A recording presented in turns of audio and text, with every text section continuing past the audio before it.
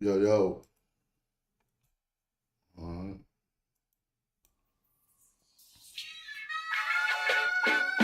I've been bout my papyrus since I've been in it. Put me in a debate, you know I'm gon' win it. If I scream black power, don't get timid. If I say black city, I'm talking about Kemet. If I say black city, I'm talking about Kemet. Primary research and we done pushed it to the limits. All you dudes finished. The king counting cattle up with brother Reggie. When I'm in Oakland smoking, bro, they love the Chevy.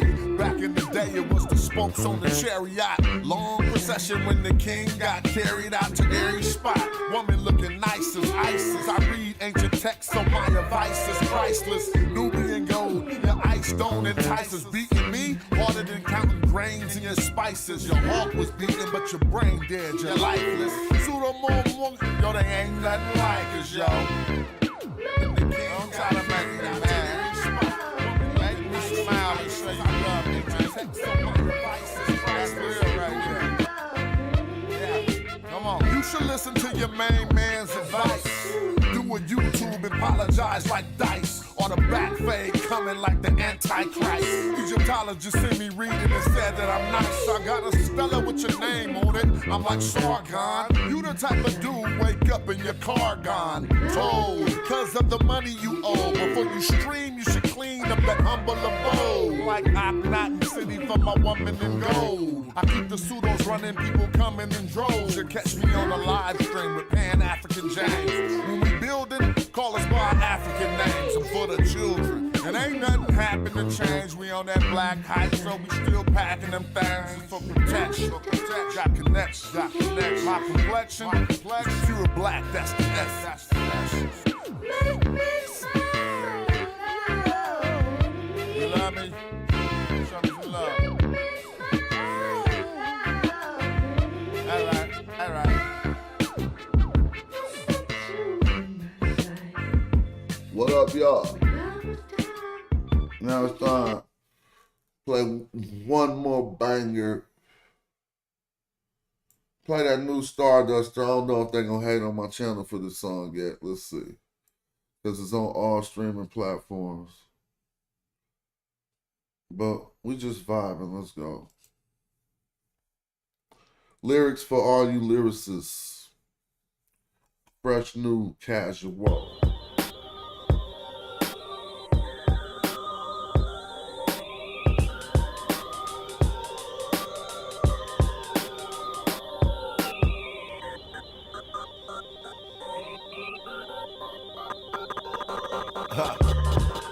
Just rolling up the weed, ladies stop by my page when they scrolling up they feed. So I block the young chicks that ain't old enough for trees, but I like whatever comment that they bold enough to leave.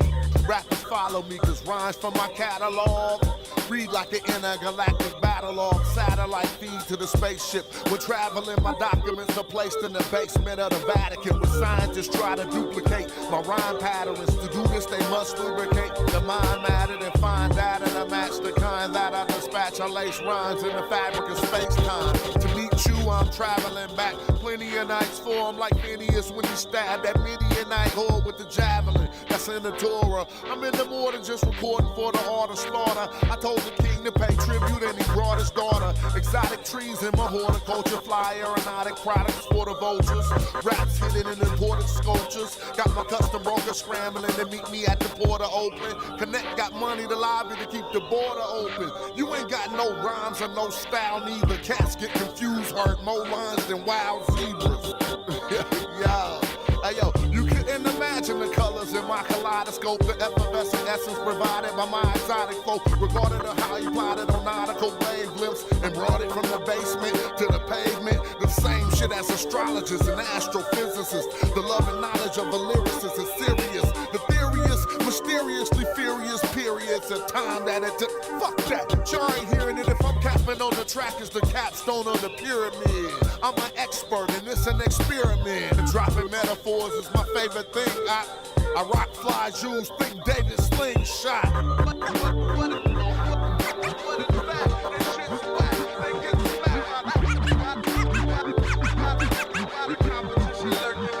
Yeah, I said it. Here's a couple of nice guys. Here's a bad.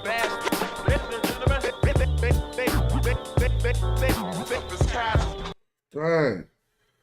That's why they mentioned your partner. Shout out to Andre. But I wonder, do they know I still got it even better than when I was inspiring them back in the day? Shout out to Mr. Black. Did y'all hear them rhymes right there? I will dog anybody with that right there. What's up with y'all? Shout out to Mr. Black for saying that track is mad. That boy was getting it in. I don't think I wrote none of that rap. I got this new shit. I could just channel my bars. I mean, you didn't hear none of that, bro. I said too much shit. You got to go sit down and listen to that. Even when I listen back, I'm like, how was that flow coming like that? Shout out to Johnny Parker. See, one thing, it might sound like you gloating, but I'm in a new process of making my music where I don't be remembering my rhymes after I say them because I just say them mugs and I don't really write them like that no more. But it's so now I can hear the rap like it's another MC. And that dude be gassing. That boy said you couldn't imagine the colors in my kaleidoscope. The effervescent essence provided by my exotic flow. Regarded on how he plotted on nautical wavelengths. And brought it from the basement to the pavement. The same shit as astrologists and astrophysicists. The love and knowledge of a lyricist is serious. The theory is mysteriously furious periods of time that it took. Fuck that, y'all ain't hearing it. If I'm capping on the track, that's the capstone of the pyramid. I'm an expert. This is an experiment. And rocking metaphors, that's my favorite thing. I rock fly Jews. Think David Slingshot. Niggas don't rap like that. I gotta still explain shit to niggas with Canva. Golly. Let me see. I gotta do a presentation so y'all can get the bars. Come on. I just said that shit out my head in front of the mic. But I didn't do one stream of thought. That's that old school spontaneous shit. I'm gonna break this down for y'all so y'all can say, God damn, I break it down plenty times, but I don't give a fuck.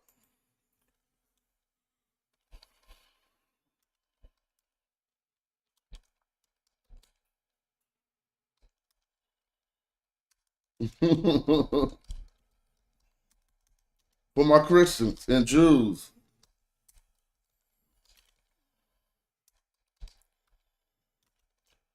So first of all, do y'all know it's a weapon? There's a weapon in Israel right now called David's slingshot. But if you go back to the Bible, when David killed Goliath, he was a Jew, and he let a rock fly. Killing these dudes. He let a rock fly from the slingshot. That's rock fly Jews. Check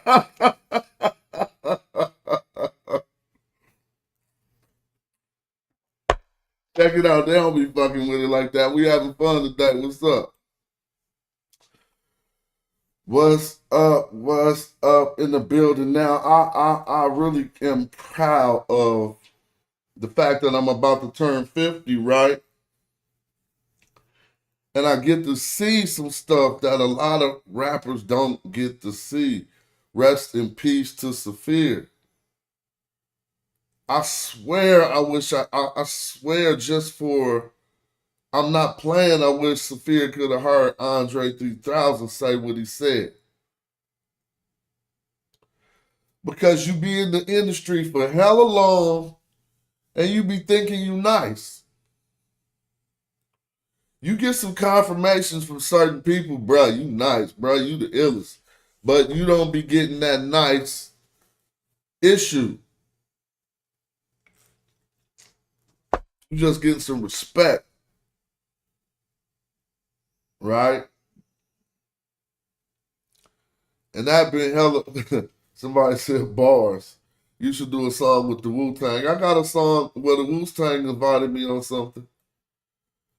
But I guess we on our hip-hop chill. I'm going to do a long stream. I got a little bit of time. It's nothing. Getting those type of accolades this late in your career, I'm glad I still got bars, bruh. I'm an exception.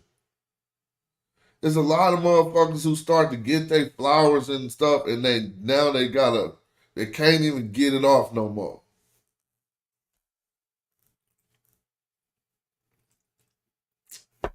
Oh, y'all thought that was bars? I said something way better in that song. I mean, it's like one of the illest lyrics. But people ain't gonna peep it. Let me see. Javelin, that's in the Torah. I'm in the morning. All this is ill. That I dispatch, I lace rhymes in the fabric. Hold on. Turn on your high bar analysis for So real. I block the young chicks that ain't old enough for trees, but I like whatever comment that they bold enough to leave. Rappers follow me cause rhymes from my catalog read like an intergalactic battle log. Satellite feed to the spaceship. When traveling my documents. All right, fuck it. I'm gonna have to hit y'all like an old school narrator so you can hear the shit. Rappers follow me because rhymes from my catalog, they read like an intergalactic battle log. Satellite feed to the spaceship. When traveling, my documents are placed in the basement of the Vatican, where scientists try to duplicate my rhyme patterns. To do this, they must lubricate. They mind mattered and find data that match the kind that I dispatch. I lace rhymes in the fabric of space-time. To meet you, I'm traveling back. 20 of them, oh my God, they don't fuck with it like that.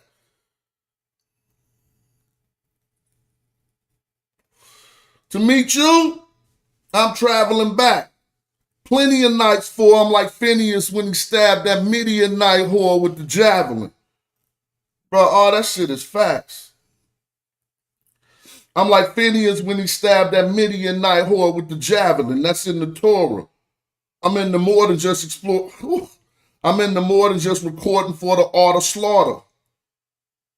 I told the king to pay tribute and he brought his daughter. They don't be hearing that shit. That's why I be daring a nigga to get in my face with some bars. I'm gonna tell him some shit that man, you say, damn, I didn't even know OGs could spit like that. I made a youngster cry in the youth center, family. Cry tears of joy when he thought he could battle me. I've seen some monumental shit happen on this earth. A young, hard-ass nigga was like, why you the teacher? Let's go, let's battle. I said, okay, I'm going to go first. Did the complete opposite of what the noodles do when it's time to battle. You go first, you go first. I'm a teacher in the youth center, East Oakland, right on 85th, Youth Uprising. New teacher got all the keys, and the kids is like, how the hell he the teacher? And one day the youngster was like, man, how you the teacher? Let me battle you. In front of all his peers, he cried. In the whole front of the whole classroom.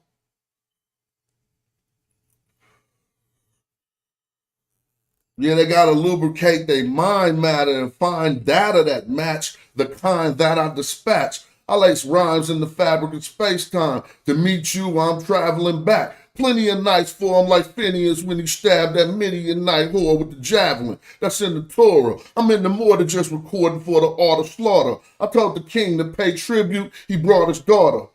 Exotic trees in my horticulture. Fly aeronautic products for the vultures.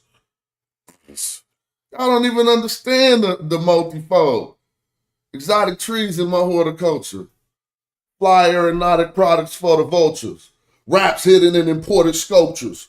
Got my custom broker scrambling to meet me at the port of Oakland.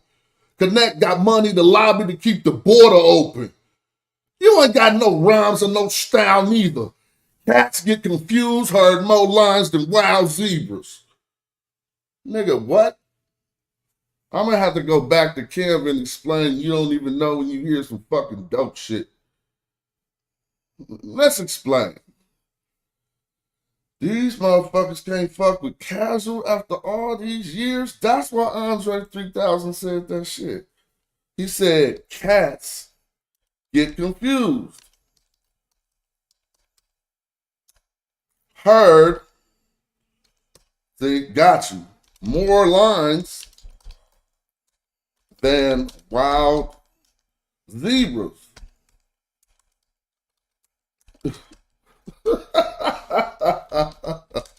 Now, what happened when lions tried to attack zebras?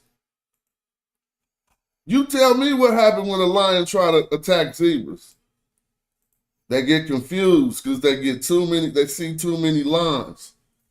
Only when the zebras are in a herd.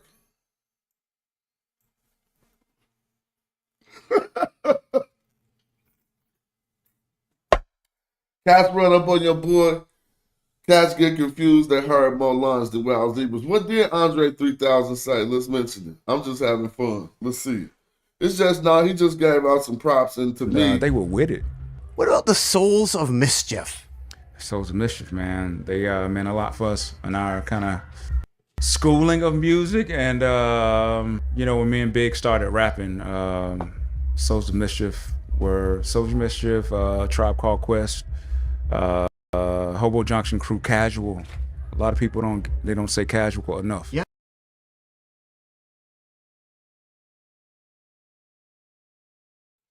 Damn, Andre, that's so much love. A lot of people don't. He said Hobo Junction. A lot of people don't say casual enough. And, they were with it. What about the Souls of Mischief? Souls of Mischief, man. They meant a lot for us in our kind of schooling of music. And, when me and Big started rapping, Souls of Mischief were Souls of Mischief, Tribe Called Quest, Hobo Junction Crew, Casual. A lot of people don't say casual enough. Yeah. I might have to sample that. They don't say casual enough. Ooh, they don't say casual enough. Hey, come on. They don't say casual enough. They don't say casual enough. Y'all hear my new song? They don't say casual enough. They don't say casual enough. Y'all know that's about to be a slapper. They were with it. And they gotta have an up-to-date new beat, bro. They don't say casual enough. I'm Casual Patah. Smash Rock Wellington his elegance. But professionally, I go by Casual. What about the Souls of Mischief? Souls of Mischief, man. They meant a lot for us in our kind of schooling of music. And, when me and Big started rapping, Souls of Mischief were Souls of Mischief, Tribe Called Quest, Hobo Junction Crew, Casual. Make the beat right now. A lot of people don't say casual enough. Yeah. They don't say casual enough. So that's how my beats come to me. It's going bum bum bum bum bum bum bum bum bum bum bum bum bum. Ooh, y'all know that slap. Tell you this don't slap. Bum bum bum bum bum bum bum. Bum bum bum bum bum bum. Ooh.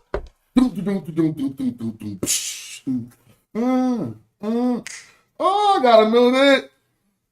They don't say casual enough. And I ain't gonna just make it about me. It's gonna be about that word casual. You wanna come through casual? They don't say casual enough.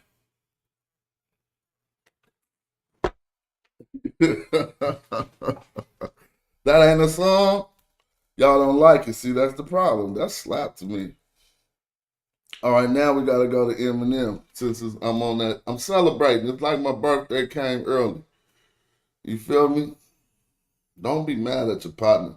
But he talking about himself. Because you wouldn't even know if I didn't even tell. You probably wouldn't even know I still have bars. See, it's the new day and age where you got to do everything yourself.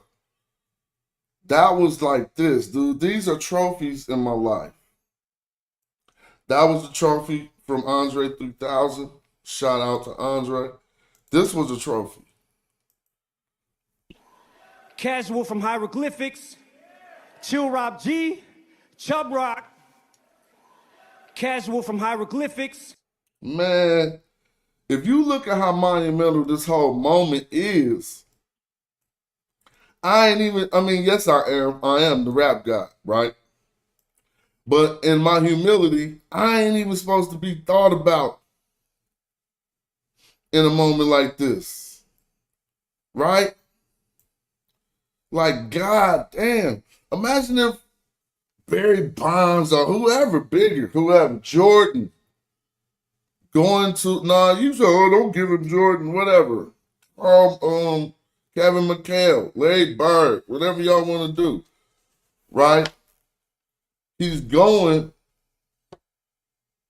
getting his award, and he thinking somebody from the hoop court who taught him how to do that turnaround jumper back like when he was 17 or 16.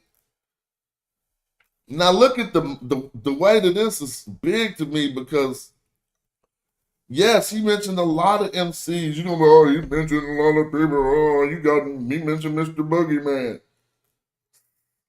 I'm happy for each and every one of them.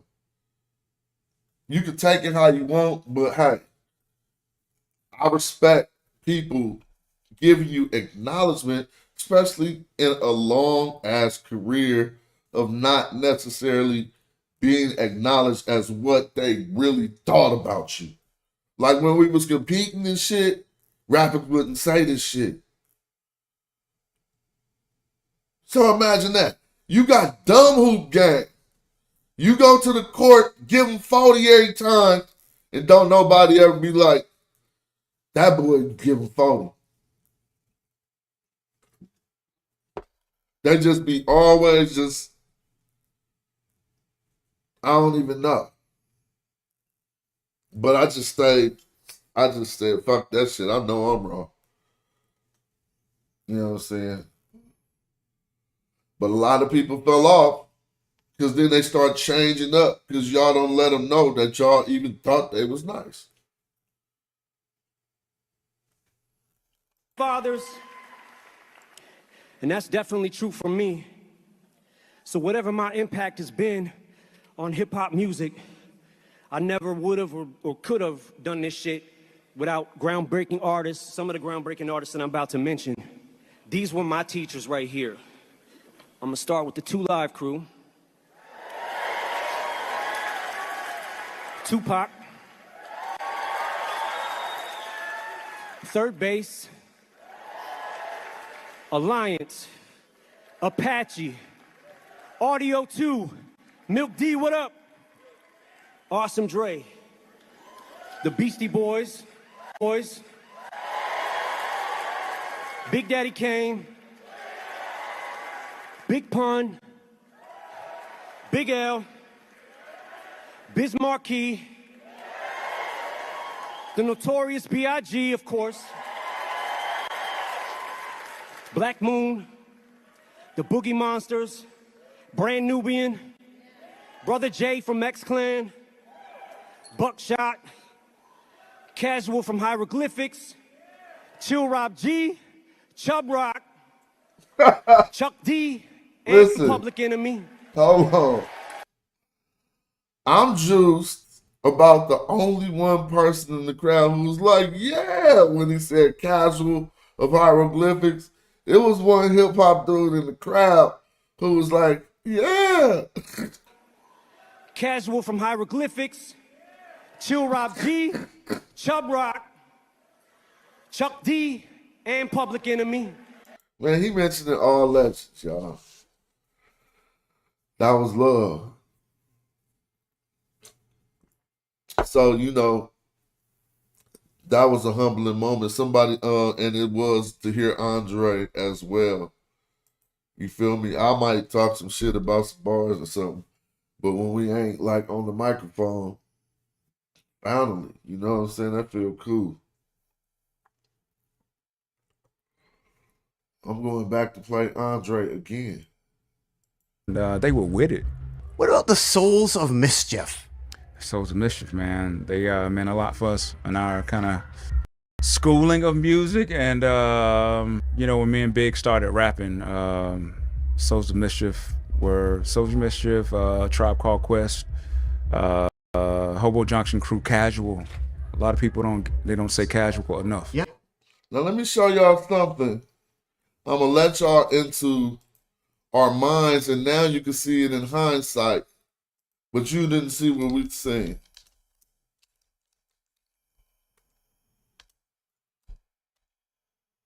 No, I ain't even gonna do 93. I'm gonna do That's When You Lost. Now,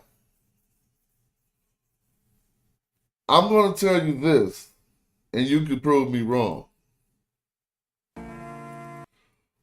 If my crew, this is the weirdest statement to make, but my crew was the first crew to bring trees, literally, to rap in front of trees instead of the city and stuff.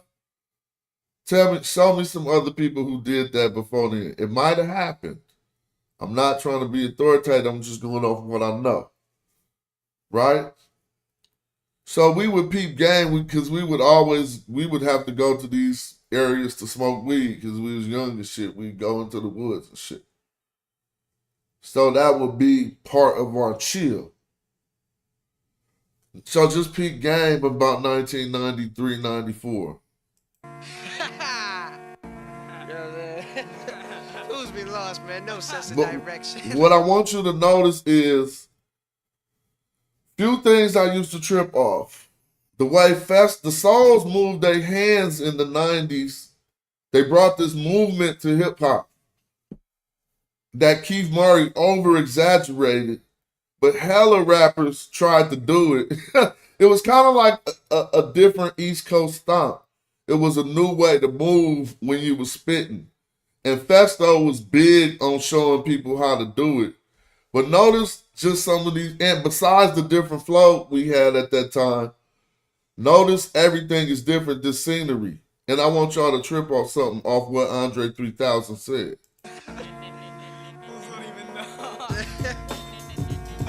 Please don't sleep. So much losers. No, that's when you lost.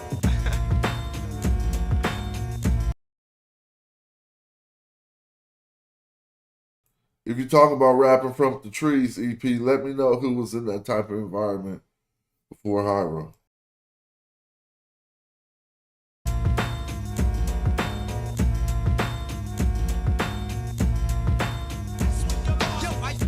Matter of fact, I'm gonna turn this volume down. Just because they're gonna extra hate on that. Right? Okay, X-Clan, thank you. Thank you for saying that. I'll go look. I don't remember X-Clan rapping in that environment, but you could be correct. But I need you to know something though, bro. You might want to go, I need to see that. Because you might be right.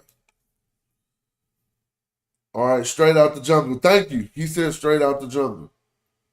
I'm gonna take a look at that.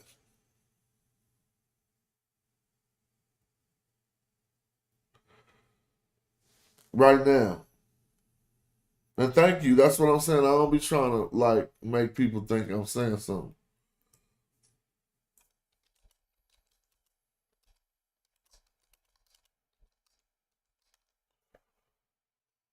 X-Clan Right Out the Jungle. Let's see. We about to look. Jungle Brothers. But Jungle Brothers is in the city jungle, bro. Hold on, I want to see X-Clan Right Out the Jungle.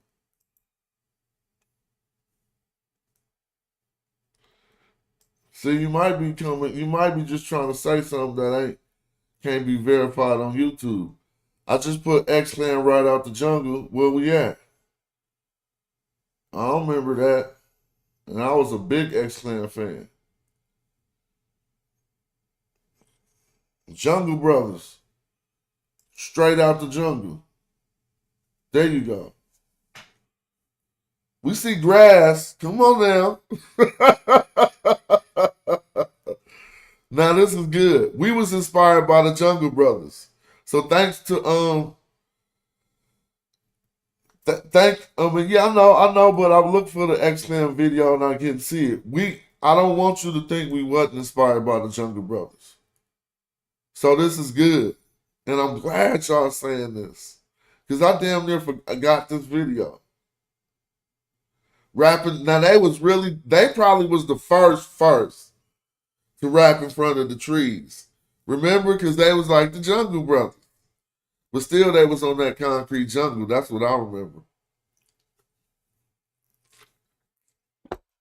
Now let's go find X-Clan right out the jungle. But we know Jungle Brothers is before X-Clan. Whoever put Jungle Brothers / X-Clan, I don't know what's going on.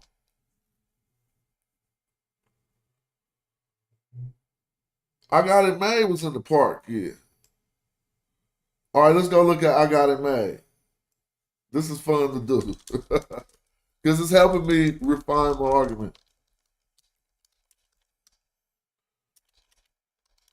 This wasn't in no damn trees.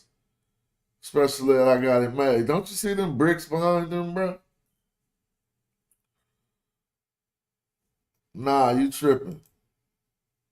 See, that's hip-hop normal environment, even though he got the one shot with the beach. We talk about more like how Jungle Brothers was getting.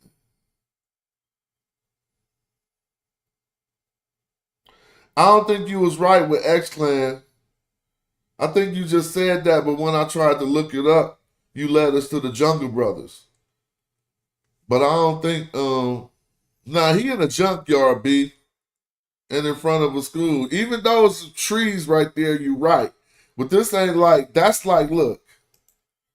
Like, that's like giving the park vibes. You are right, he got trees.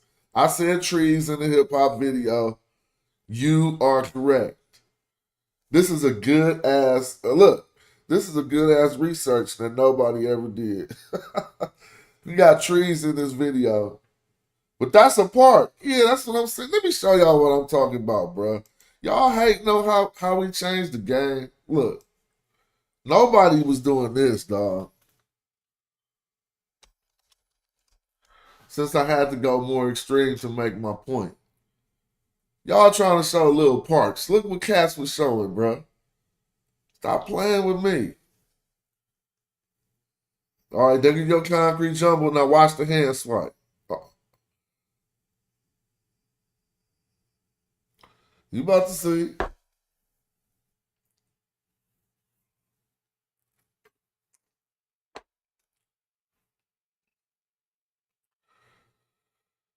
All right, now, you know, these type of environments like this. Where was that in the video? See, that's half the reason why this video blew up. Y'all don't remember?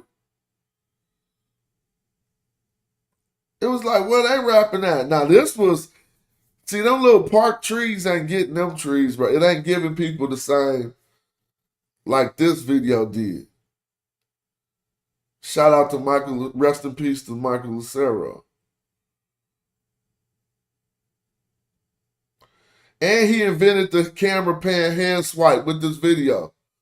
Find this. Look, this hand, he might have got it, that right there, where you swipe your hand and the whole scene change.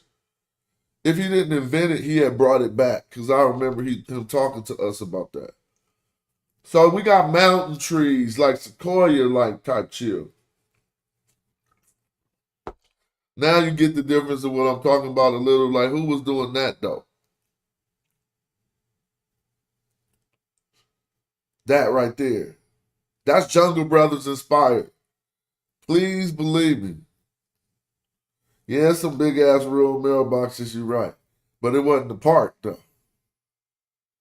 Like it give you more where they at vibes.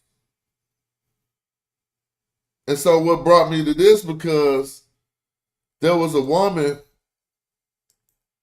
who signed all of us, and I'm going to show you her.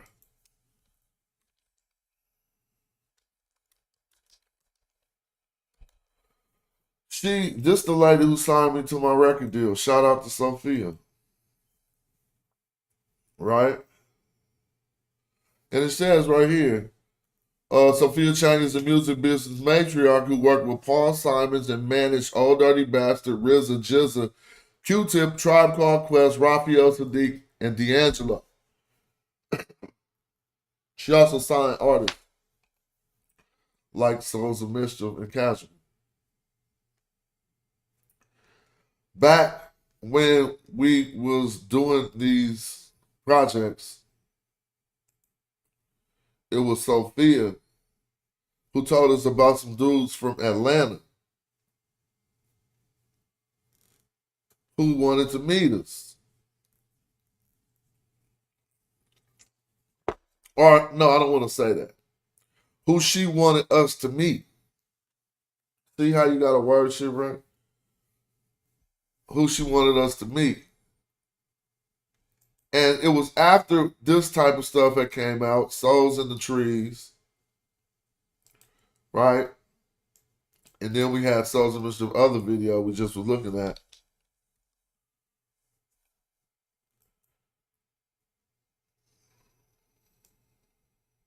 Let me see.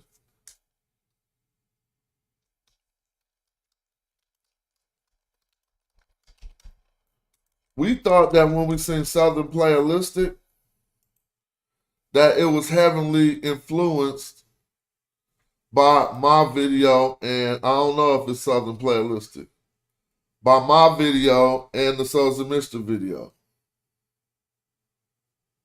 And back then, we was young and didn't know what was going on. We had not got no messages or no signals from them about nothing. Now, this is day regular, and this probably, is this the video I'm thinking about? Maybe this ain't even the video I'm thinking about. Right? But yeah, it was the one where they was more like in the trees, which is Atlanta, which is in Atlanta, what you call it. But I remember the way they was moving their hands and the way that they, you know, I was like, and they on the caddy, look, I could be right with them right now. Like, I was thinking, like, damn, like, they could be, like, this was my whole image I brought to, man, let me show you.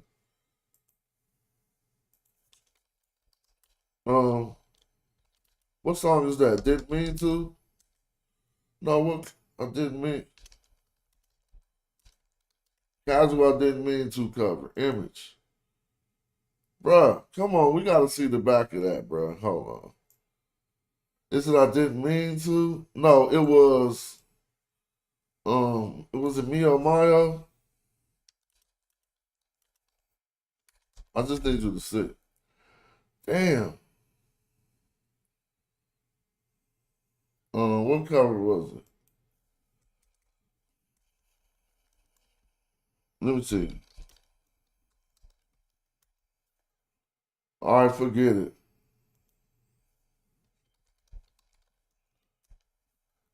I don't know what cover that was. Well, I was just, anyway, I just was like, dang, this is like us.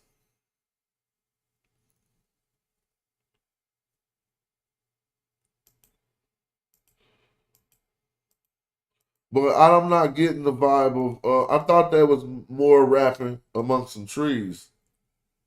It must have been another early video they had. So that early young energy, I don't think it allowed us to ever meet each other. Right? Because we was like, oh, that's hella similar to what we doing. And we never heard no expression that they liked our shit.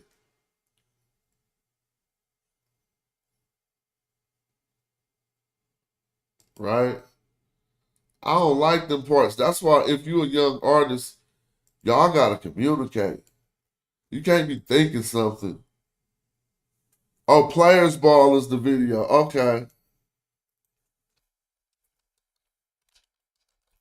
Yeah. Now let's look at this. And how that was on them Cadillacs, I was like, damn, that was that.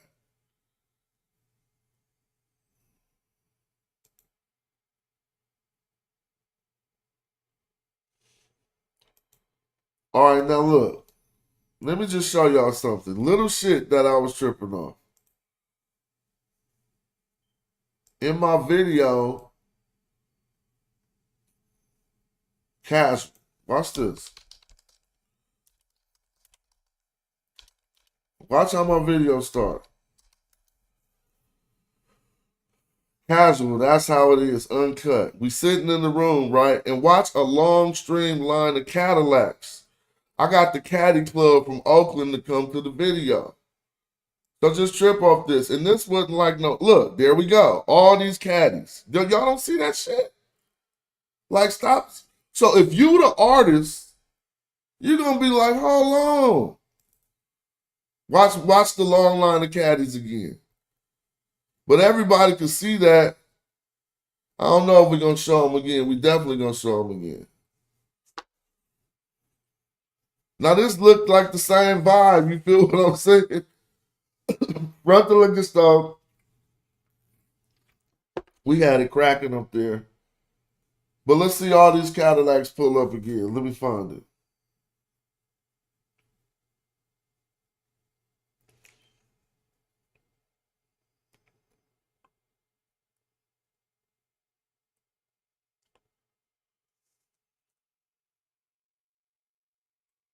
Probably ain't gonna see it again. They didn't use it as much.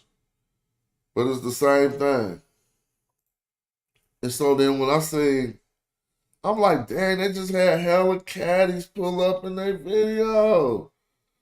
That's hard. But I was like, that's fairly similar to what my shit.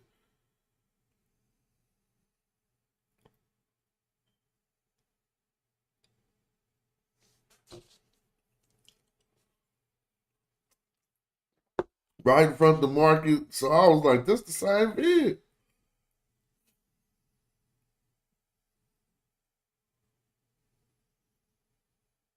Now they go to trees, Souls of Mischief. So they could probably say no or yeah, and it don't matter because they giving us props now and it's taken as an honor. Like, it's just something I wish I would have knew. You feel me? So now that shot in front of the liquor store and, with the caddy, and then you go back to my video, but we ride in the Typhoon, but it looked just like the Lee's Market shot. It's plenty of liquor store shots that you could say, but you just wasn't tripping that this had came out like in the same year or two. Shout out to Sonny right there. Yeah, back then we was young and we didn't have the energy to know the network with that energy.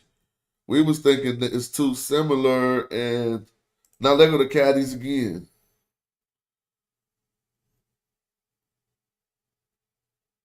So if y'all don't see similarities that go beyond just a standard music video similarities, then maybe I'm just being too artistically sensitive. I'm not, but back then I very much so was. That was Saphir right there, if y'all didn't even shout rest in peace, Saphir.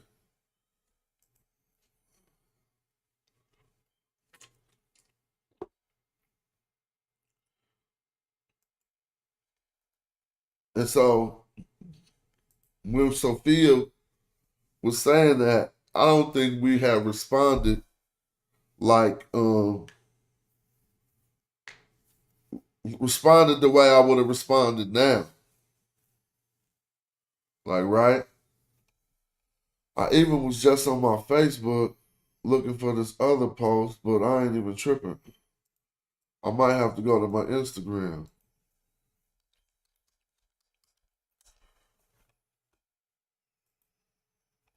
So some of the things that you would think as a young artist could hurt you.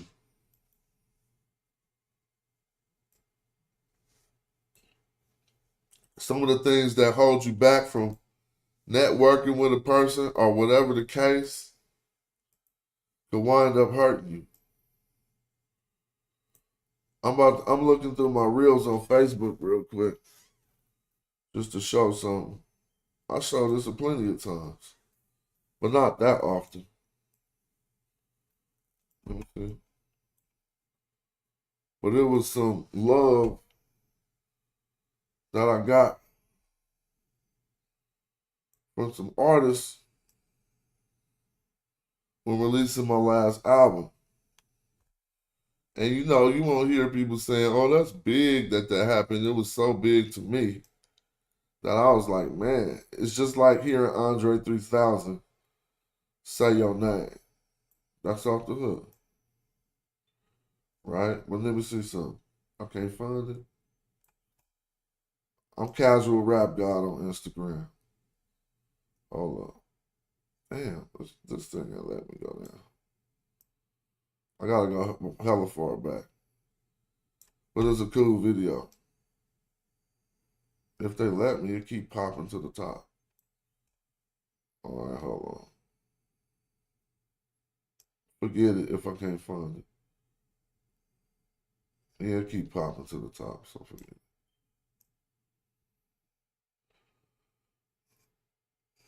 But this was Steph Curry endorsed my sister's bakery.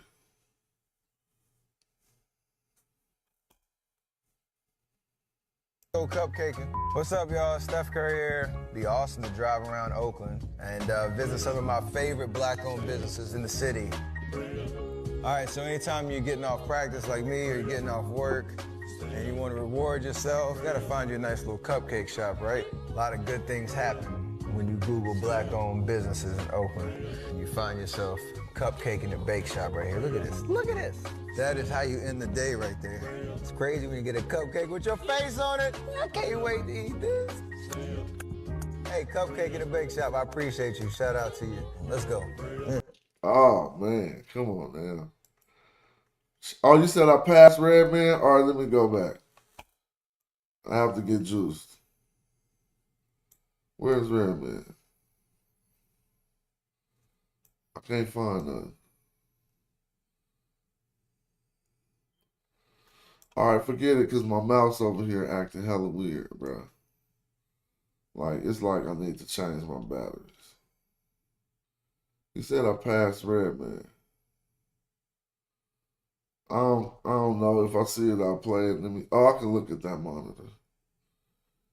But it was your Big Boy did some nice comments. Redman did some nice comments. I sent them my record like, yo, if y'all feeling this, let me get a video. I'm trying to get this proper. And I didn't know if they'd do it or not. And they must have heard that and was like, what? I'm doing that. But I can't find it. All right. Somebody like, you passed it again. She said on the right side. All right, forget it. I'm way too far back. Don't even trip. I'm off this height. I'm off that height. All right, now here we go. Right here when I said that, see? AKA Daddy Fat Sacks with a public service announcement by one of my player partners, one of the rawest MCs to breathe on microphones these days and all days. Casual, dropping that Big Head Science project on May 1st. Boy, he one of my favorites. One time for the Hieroglyphics crew. Y'all know what it is. Casual. You know it's been time. Me and you, let's get one. My dog. Yo, what's up? This big boy, AKA Daddy Fat Sacks, with a public service announcement by one of my player partners, one of the rawest MCs to breathe on microphones these days and all days. Casual, dropping that Big Head Science project on May 1st. Boy, he one of my favorites. One time for the Hieroglyphics crew. Y'all know what it is. Casual. You know it's been time. Me and you, let's get one. All right, so look, my next album gotta have all these quotes on it, and I gotta drop some bars. And I need producers. Like, I can't just do these. I be just throwing these out, don't even put them on Spotify. But in 2025, I'm doing a real ass album, bro. I need that Redman feature. Because Redman right here, when he heard the record, watch what Redman say. It's time to catch a body just to earn my trust. Ladies and gentlemen, that boy Casual got a fucking album dropping May 1st. called Big Head Science. Treasure at the cleaners, embarrass your leaders. Spaceship full of divas who cherish. This song I'm playing right now is called The Gift of Science. Beats, do rag rap, Lord of the Spike Ring, Mike Fiend, Dynasty Monk, you a pipe dream. Fire on set, fire! This ain't a sitcom, I just got away with murder. You heard? Woo! On all musical platforms, May 1st. The album is called Big Head by that boy Casual. He not just a fucking MC, he's a fucking legend. Oakland, California, stand the fuck up. Yes, sir.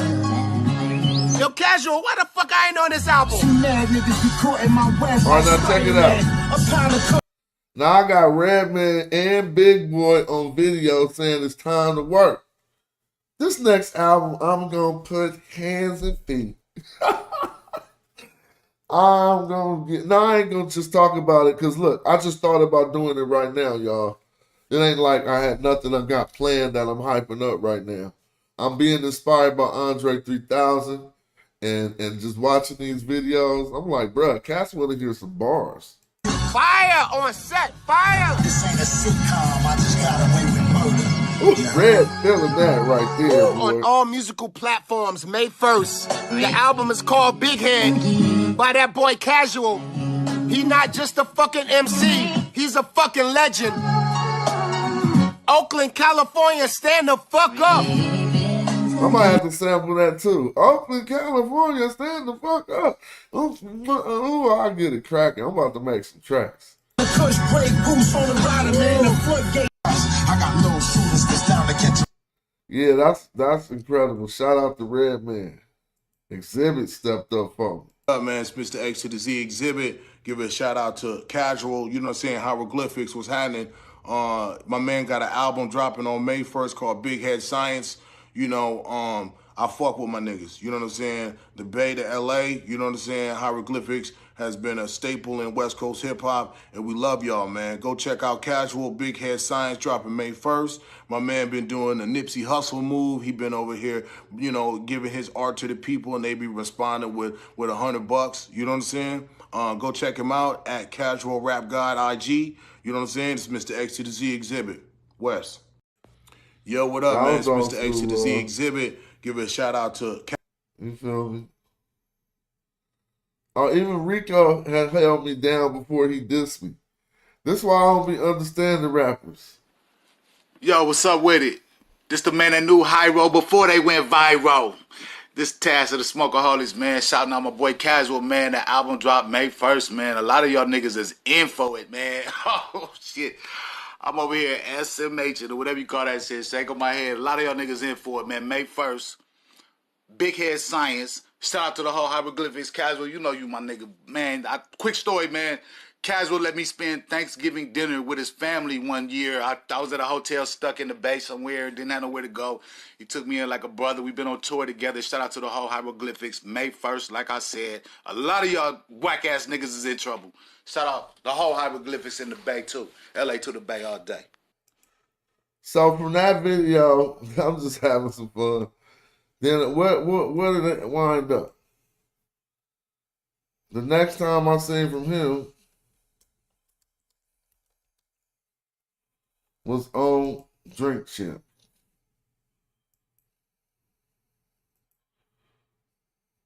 Homeboys and everything, but my homeboy called me a couple, like 3 or 4 days ago, and he said the Casual kind of disrespected the Licks legacy. Like, we ain't worried to do verses with them or some shit. Oh, wait, E Swift didn't know about So the this? whole bottom line is I went to the studio that night. I went to the studio that night, and I was really working on this whole other song.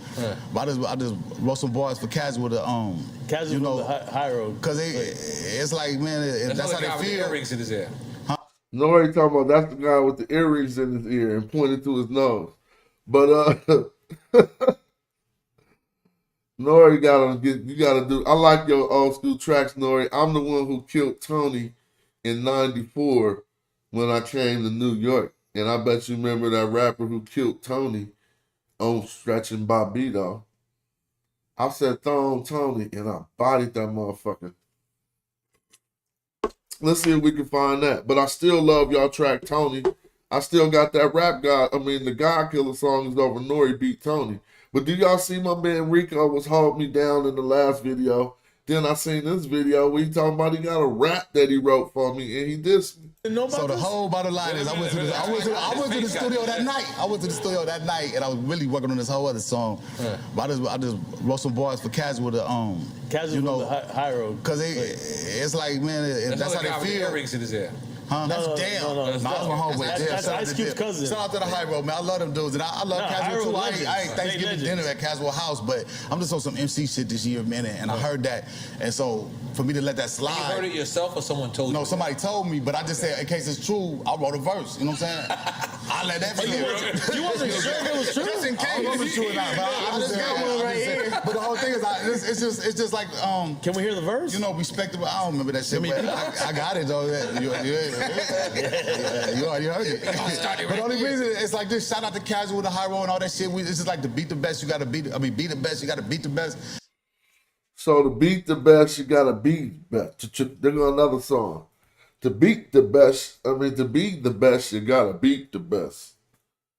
You wanna hear him diss me? Somebody said, let's hear that shit. It was so bad to me.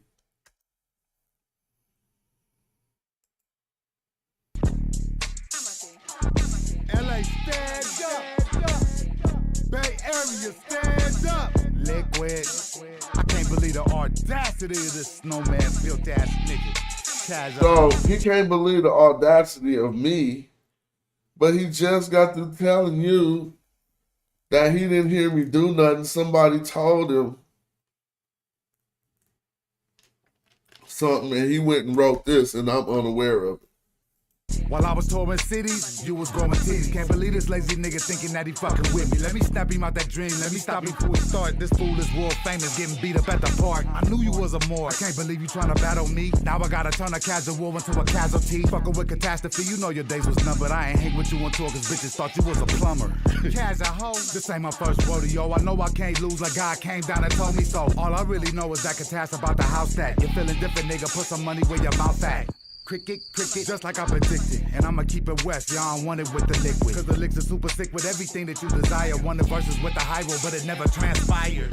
Good for them. My career's in a spiral. Tash serving cash is how high roll goes viral. Ever since 93, I think these niggas in denial. Beating me is like a black beating trial in Ohio.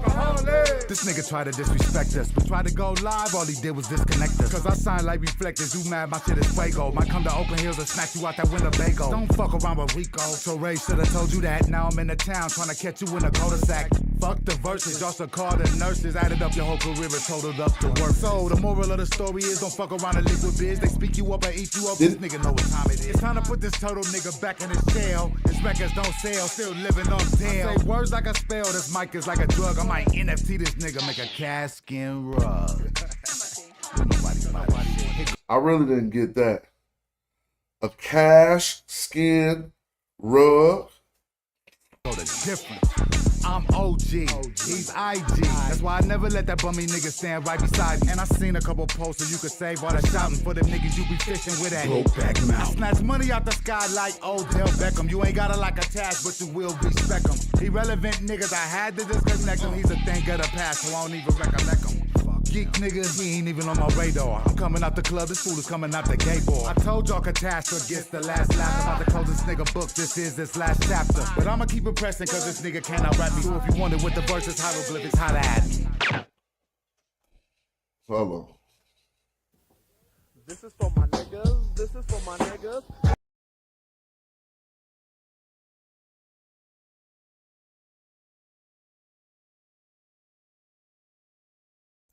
So that was what he wrote.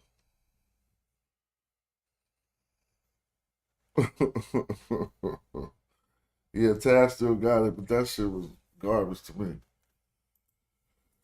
I wasn't impressed. I was like, dang, bro. Like that.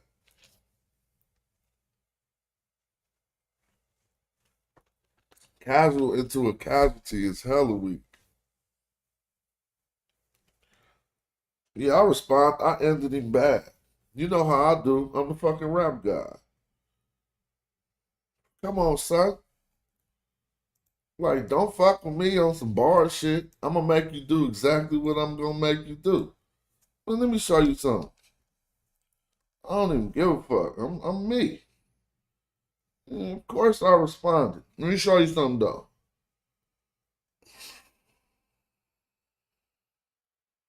I'm like, we don't.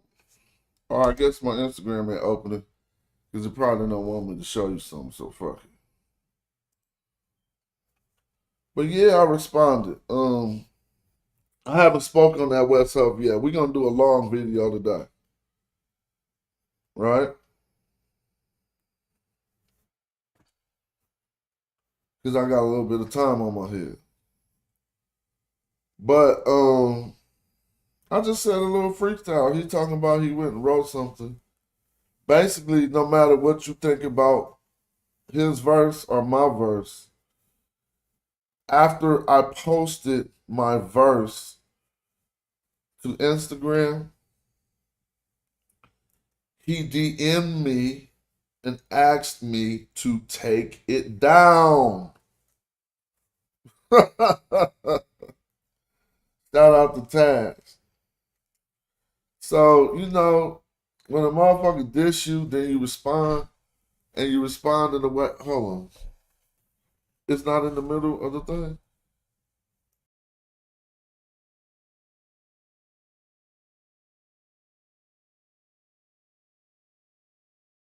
If you respond in a way that make them DM you and ask them to take it down. You know, y'all MCs and shit. You feel me? So you already know you won that. Because they sacrificed themselves and sent you the text receipt that you can use if the battle continues. So I was about to, but I don't need to post that right now. That's just if it ever had continued, I'll just whip out the text messages when he was begging me to take my response down because I hit him too hard with the response. And I'm not gloating in it. It wasn't hella bar. See, this is the thing. To respond to something like that, I didn't have to go into no type of lyrical bag. I just dropped 1 or 2 lyrics, and the rest I let be all facts. So you ask me, if somebody diss you, and you respond, and they DM you and say, bruh, can you take that response down? What would you have done? I'm a cool dude. I took the shit down. People was like, why you diss him and take it down? I didn't even want to say because he asked me to. Cash still my dude. I ain't mad at him. We don't necessarily need to do nothing or nothing, but I ain't against doing nothing. It's just a sport. And if you think you can fuck with me, run up. And he ran up and he got sat down. I didn't even see, like, no disclaimers. It's just what it was. But I only freestyled what I knew as a response. But that ain't it anyway.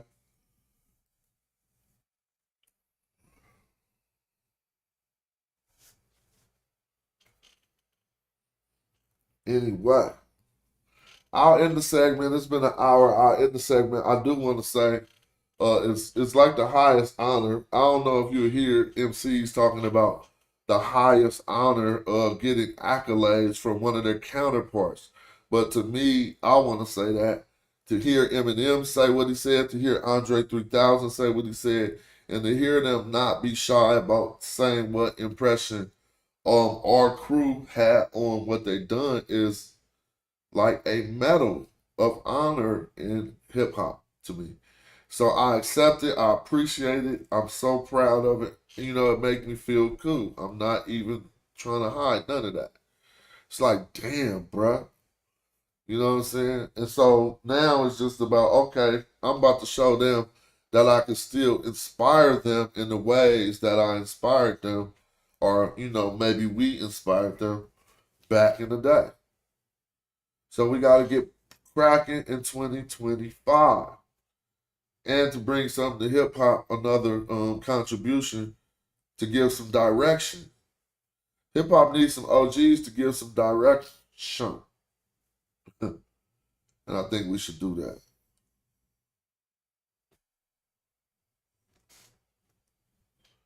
He couldn't do nothing colder than strike back. I killed him completely. He couldn't do nothing iller than strike back. I killed him completely. Let me see if I got my response. So I took my response down, but somebody captured it, right? Nigga got the saying all kind of shit. And fuck got itself fucked up. It's funny how niggas that challenge be all on your phallus, but I'ma bring it into the fallacy. Look, don't get timid, intimidated to battle me. I make tricks think that's simulated reality. The spaceship get a facelift when the paint chip. He went on Drink Champ saying all that fake shit, bruh. You got niggas in your own crew that really hate you. You don't wanna battle Cash, I'll humiliate you. I mean, he's silly. Won't be rapping about you when I seen a white boy slap the shit out you. That's facts. In Vegas task, white boy cocked back and laid his ass out. Then a nigga tried to come in my room. I had the thing on me, but I wasn't giving it to him. Facts, acts, look here though, you been a weirdo. I cussed you out in Michigan, nigga. Your punk ass made J roll up and move to Switzerland, nigga. And up and move to Switzerland, nigga. And off the top, I ain't writing, I'm just dissing this nigga. I exhibit never liked your post until you got sober, cold like a Michigan block in October. Block knocked over, pop shots at your hot box, then I drop rocks on the stopwatch. You won't drink chips rattling off. Let me show you why you know you can't battle a boss. Cause when a big king coming, yeah, I get things done. And who booked who for 1,500? Huh? And who didn't buy no flights? And who was there ready to rock high-road mics? So shut the fuck up, nigga, you know. That's why he wanted me to take it down. Because I said, man, when a big king coming, yeah, I get things done. And who booked who for 1,500? And who didn't buy no flights? And who was there ready to rock high-road mics? So shut the fuck up.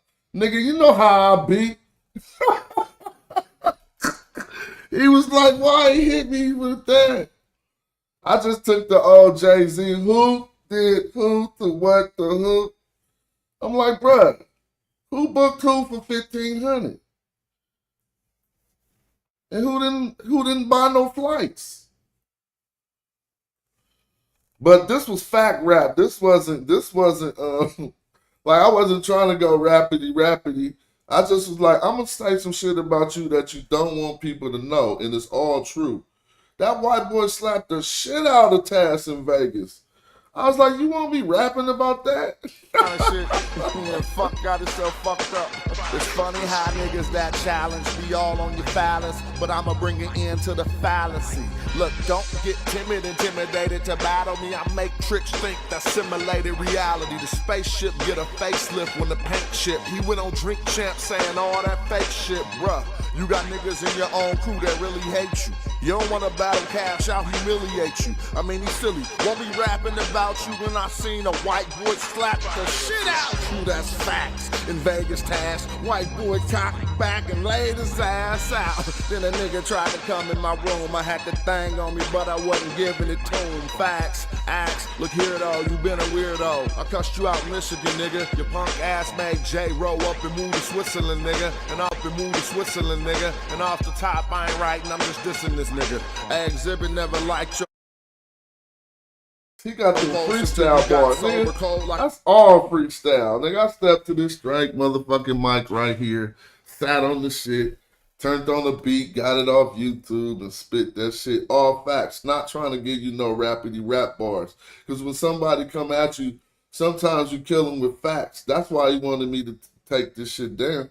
Over cold like a Michigan block in October. Block knocked over. Pop shots at your hot box. Then I drop rocks on the stopwatch. You won't drink chips rattling off. Let me show you why you know you can't battle a boss. Cause when a big king coming, yeah, I get things done. And who booked who for 1,500? Huh?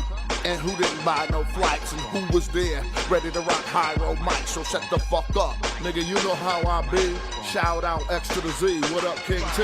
I'ma take this nigga back to 1993 when you rolled from LA to Oakland to meet me, nigga. And I ain't even know your ass. I gave your man 30 grand for a promo blast. Y'all know that's all true. See, you ain't gotta rhyme when you got a nigga with the truth. I'm gonna take this nigga back to 1993 when he rolled from LA to Oakland to meet me, nigga. And I ain't even know your ass, but gave your man 30 grand for a promo blast. That's all facts. So that's why he's like, take that shit down, bro. He forgot.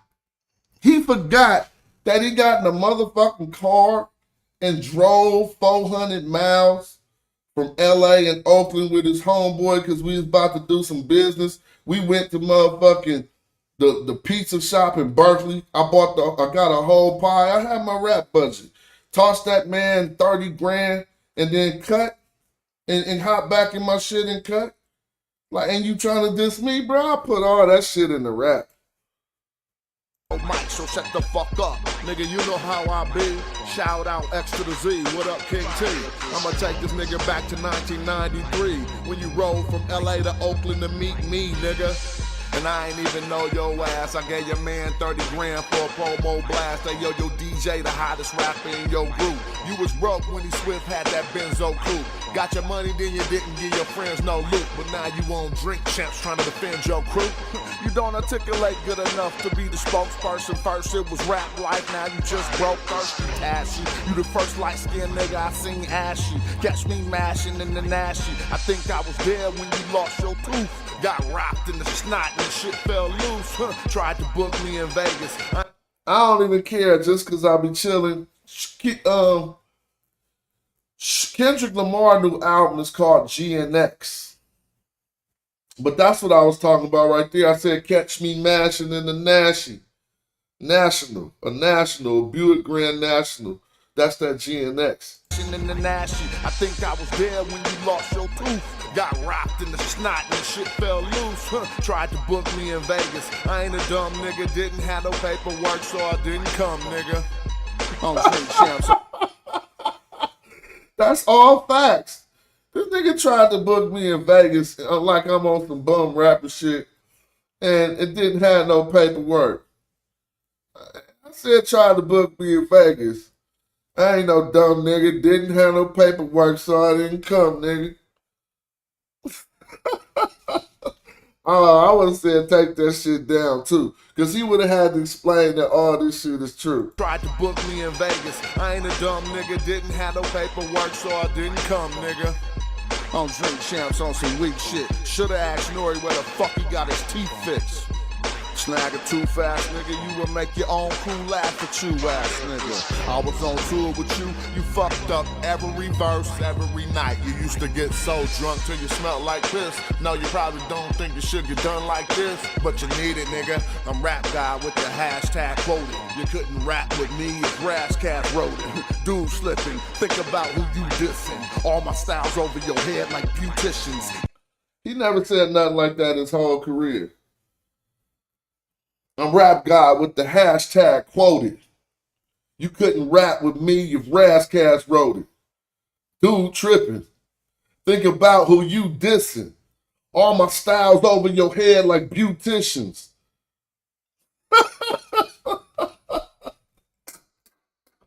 Tell me what he ever said like that in his whole career. Think about who you dissing. All my styles over your head like beauticians. Anxiety was all in your vocal tone, and it was written all over your face. Post Malone, toast to my folks on the coast we on. I'm the best of all times. Now tell me who broke she on below. Anxiety was all in your vocal tone, and it was written all over your face. Post Malone. That's that freestyle shit. Don't fuck with them OG niggas. They still got some swag. That how you looking kind of crazy if you battling. You gonna say, take that shit down, bro. So drunk till you smell like this. No, you probably don't think it should get done like this, but you need it, nigga. I'm rap guy with the hashtag quoted. You couldn't rap with me if Brass Cat wrote it. Dude slipping, think about who you dissing. All my styles over your head like beauticians. Anxiety was all in your vocal tone, and it was written all over your face. Post Malone, toast to my folks on the coast we on. I'm the best of all times. Now tell me who boat she on. Be low key with the doses on. Don't approach me, nigga, like you know he wrong. They still didn't get that. I'm the best of all times. Now tell me who boat she on, because they the GOAT on the boat. Feel like best of all times, bro. Feel me? That's that boat shit. Fuck that goat shit. We on that boat shit. I'm bringing groceries to your nursery home. I Malone, toast to my folks on the coast we on. I'm the best of all times. Now tell me who boat she on. Be low key with the doses on. Don't approach me, nigga, like you know he wrong. I feel like I'm bringing groceries to your nursery home. I could coach him, give Tash that ass emoji. Cold on a nigga till I froze him. Then I make a mold of a nigga that's a trophy. He know he could get the hand solo. He can't throw though. Tap your jaw and dance on your man's polo. He don't. Damn, that shit be going deeper than you think. I'm just listening back because this was all the freestyle type shit. Let me see. The hand solo. Because that was a Star Wars look. Ash that ass emoji. Cold on a nigga till I froze. Cold on a nigga till I froze him. Then I make a mold of a nigga that's a trophy. Then I make a mold of the nigga that's a trophy. He know he could get the hand solo. But that's Han Solo when he got froze up into the shit. Y'all gotta think. Ooh, that was deeper than I didn't even know. He know he could get the hand solo. He can't throw though. Tap your jaw and dance on your man's polo. Man, niggas don't be rapping like that. Because, damn, you know, for real. Coaching, give Tash that ass emoji. Cold on a nigga till I froze him. Then I make a mold of a nigga that's a trophy. He know he could get the hand solo. He can't throw though. Tap your jaw and dance on your man's polo. Look, Goldilocks and went and poked the bear. He done got Papa Bear up about a sofa chair. Stay sober, player. I'm off hydro and gin. That's why I'm spitting hotter than the solar flare. Colder than the polar bear. Soldier down, hold your head. The dark. That wasn't deep. I'm off hydro and gin. Hydrogen. I'm off hydro and gin. That's why I'm spitting hotter than the solar flare. That wasn't deep. That was okay. But this is all little killer little weak nigga shit. Hold you down, hold your head. The dark force bounty hunter nigga Boba Fett. That shit kept going, and dude, whoever captured it, stop it. That shit kept going, and whoever captured it, it was that. All right, I talked about that for an hour. I'm going to wrap that up. Shout out to everybody involved, even Tash, and you know, it's nothing. Like, I ain't mad at him for dissing me. And so then next it was what? Your boy Wess Huff, who ain't proved nothing. Right? And the Christian YouTubers they moving with that attack real smooth. I just was watching a video that was probably good to show on that subject. It was, let me see if I can find it in my history. So I kind of had this stance right here, right? And dude also,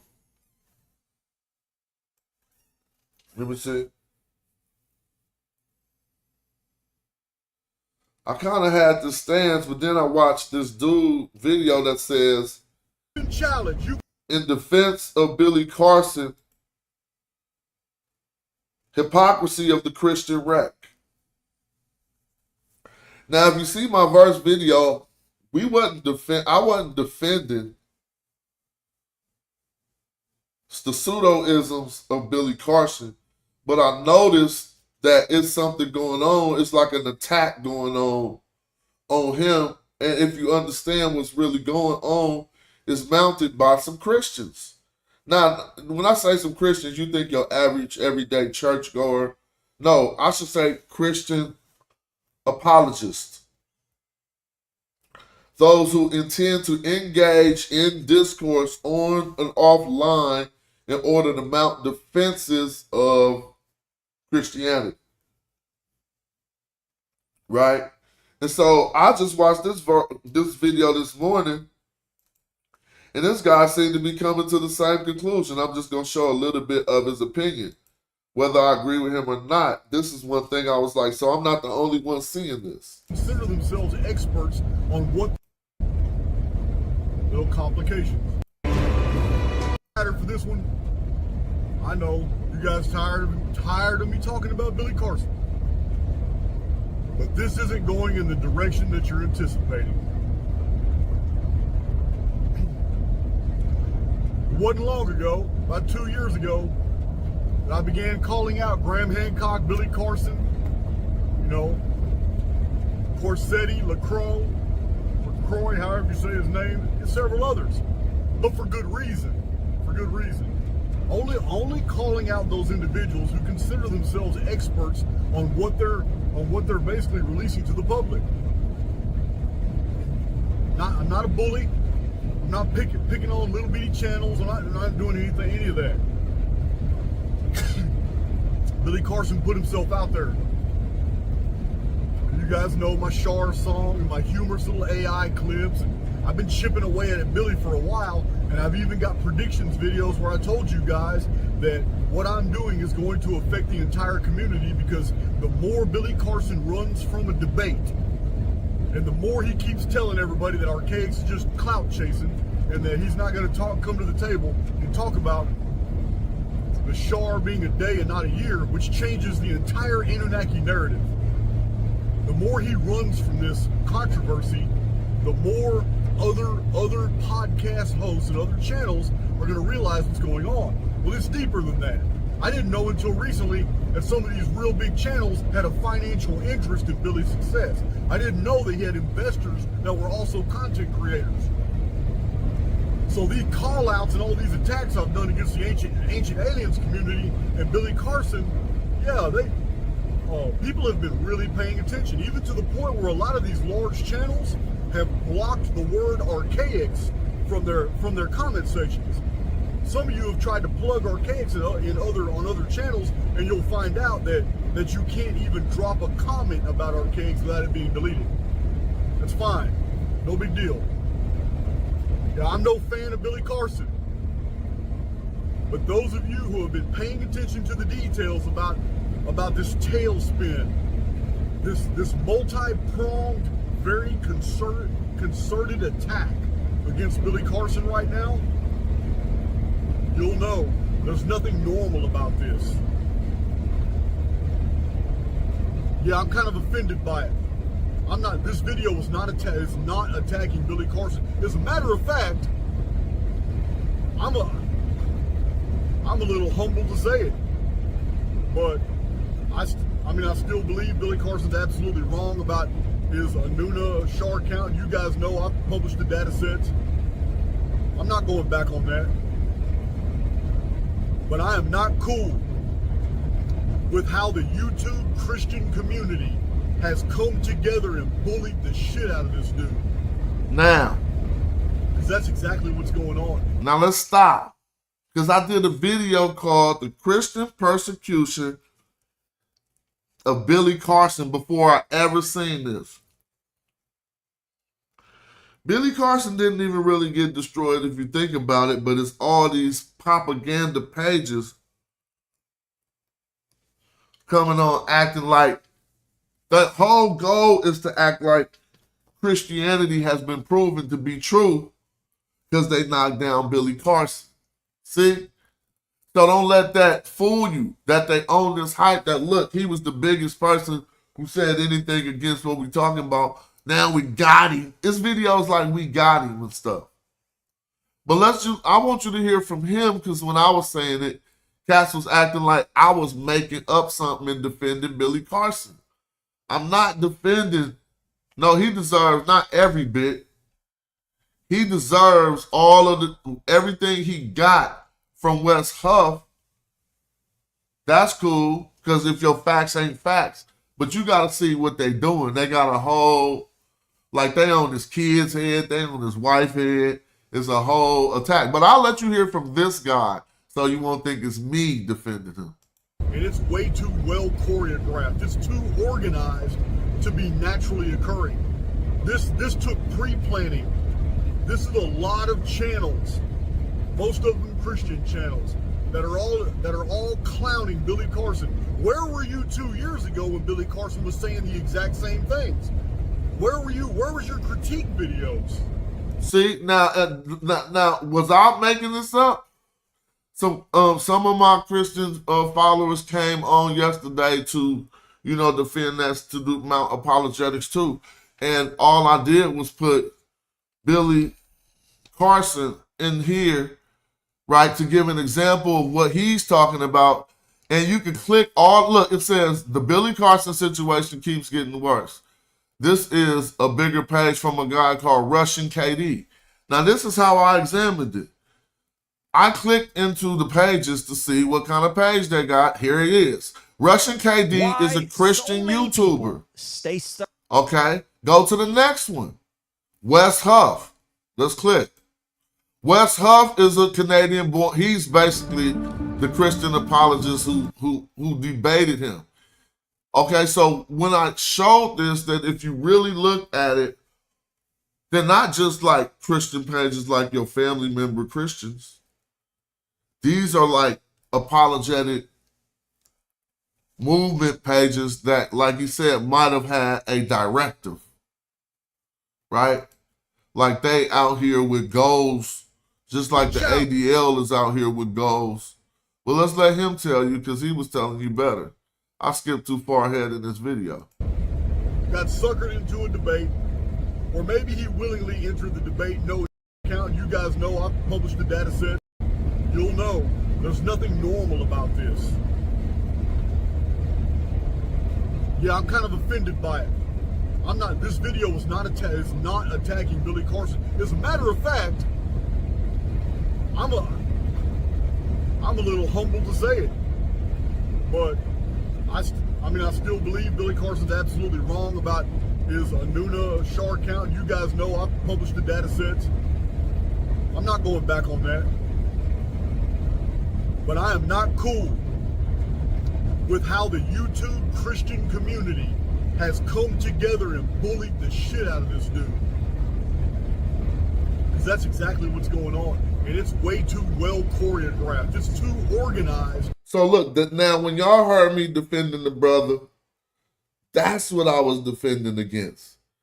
See, y'all letting bullying, online bullying happen in the name of Christ. But if anybody was being berated with that many, and now you can say, no, that's not true, it's just cancel culture when you wrong, then I'm going to let him say it. I'm going to let him say it. To be naturally occurring. This took pre-planning. This is a lot of channels, most of them Christian channels, that are all clowning Billy Carson. Where were you 2 years ago when Billy Carson was saying the exact same things? Where were you? Where was your critique videos? So most of you know that it stems from a debate. Billy Carson got suckered into a debate, or maybe he willingly entered the debate knowing full well the guy was trained in apologetics. Okay, Billy Carson should have done his homework. The guy he debated cannot prove Christianity is true.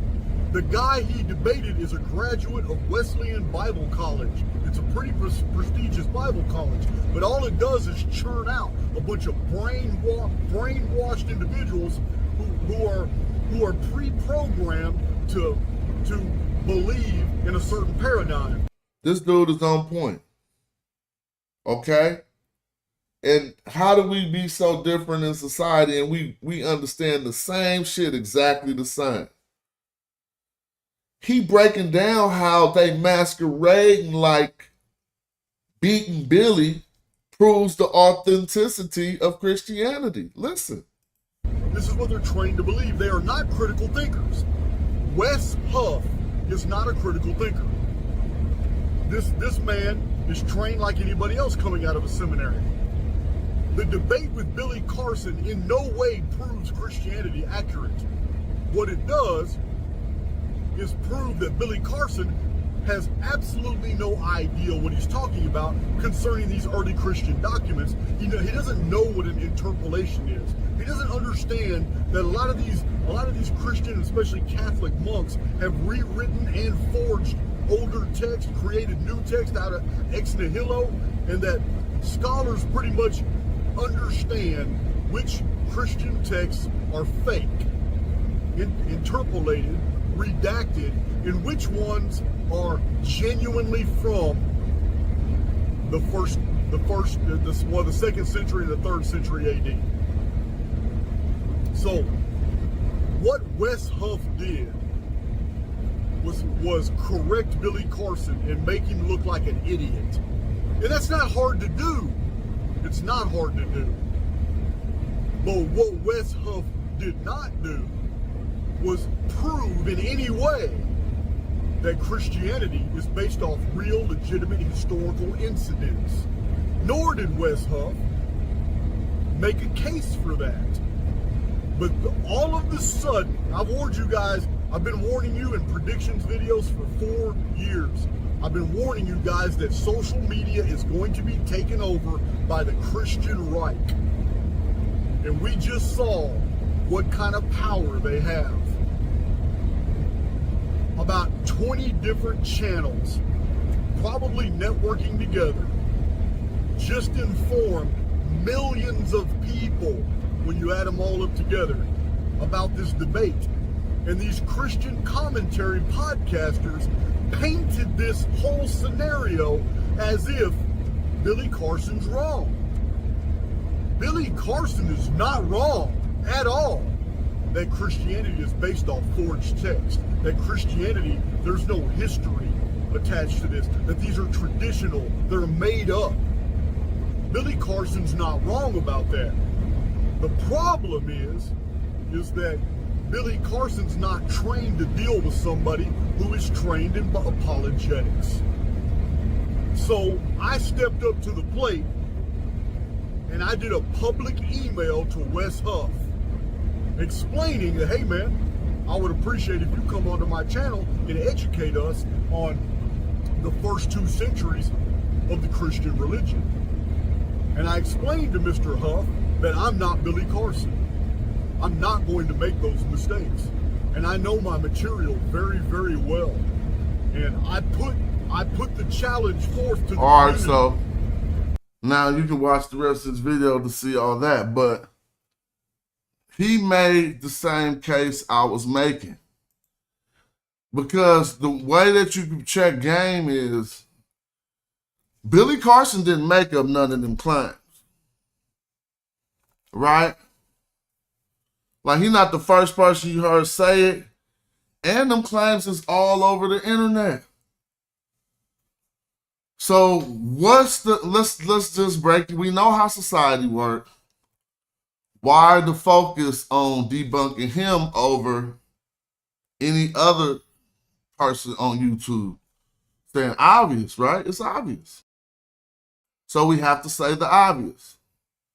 He's one of the biggest pages, and he has a company, or however so prosperous, dealing with this. So if you widen the categories, and if you widen and generalize a little bit more, he could be in the same category with Jay-Z, Puffy, or you see with these particular type of persecutions, whether they're legal or not, they all aimed at a particular type of member of the society who seem to be like successful black men, whether they pseudo or not. It's like some new thing going on, but I could be going too far with that, and I'm totally fine if y'all feel that way. It just appears to be like, okay, something happening, like, you got too much money and something gonna come up. But anyway, because I could be off with that. but I do allow myself to. So as dude was saying, yeah, Wess Huff numbers was hella low, and now he juking. Look, see, my page snitch on you. It'll show how many subscribers your page got in the week, in the month, and everything. Let me show you. View channel stats. You gotta have that extra stuff. Look, he up 6,000%, y'all. Egypt working on a new project called Can I Trust? Well, we got them tools. He up like Bitcoin off doing this.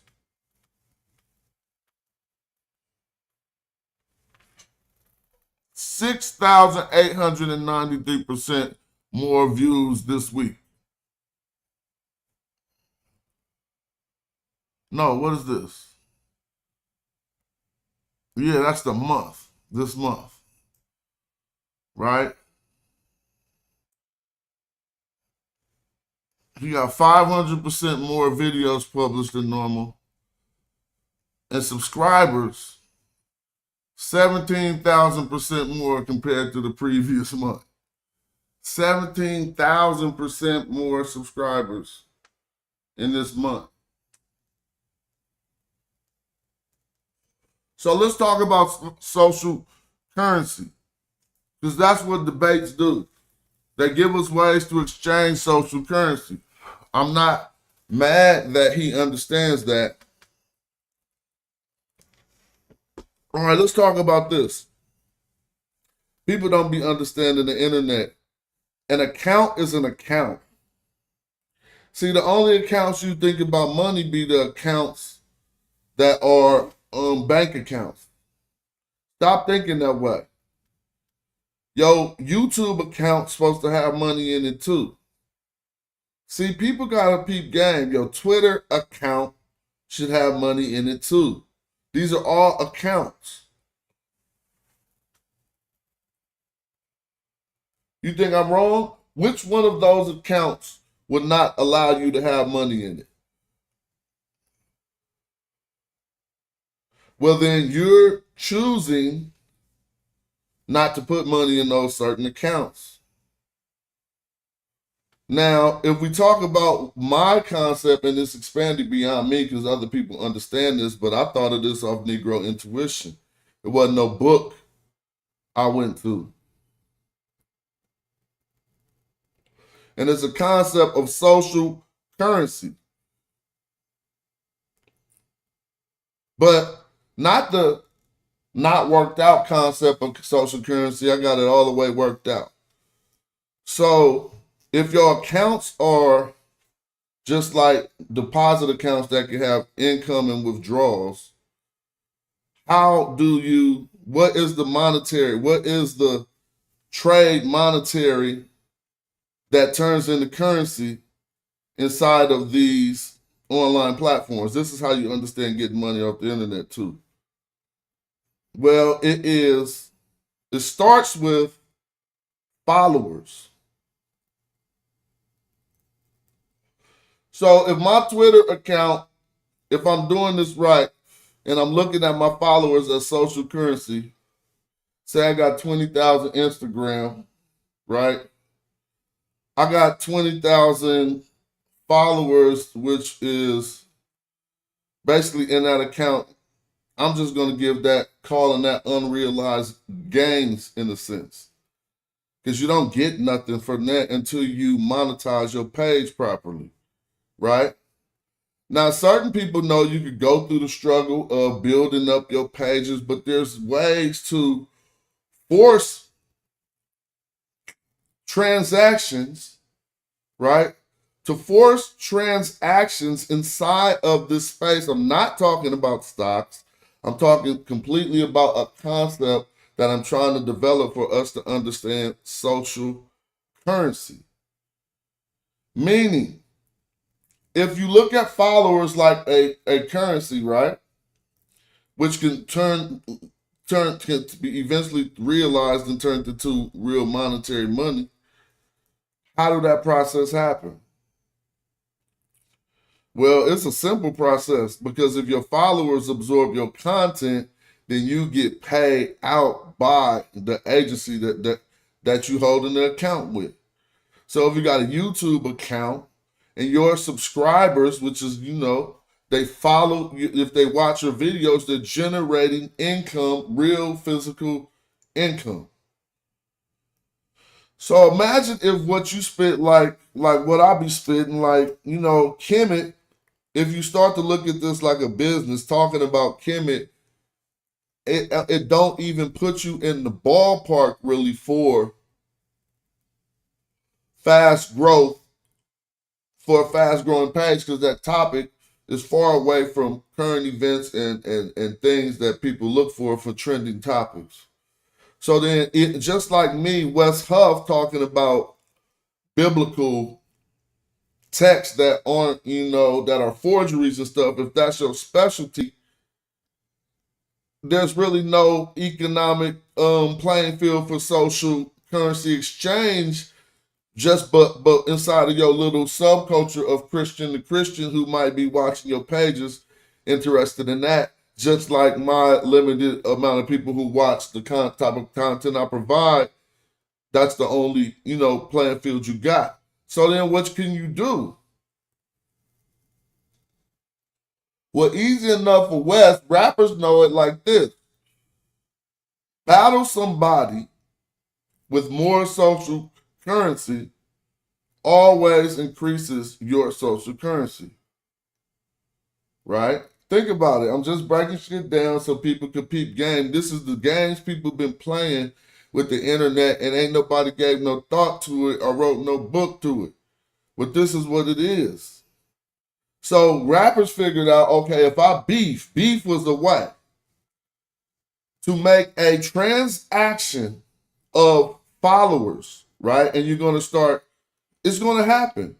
The followers in one person's account who follows that person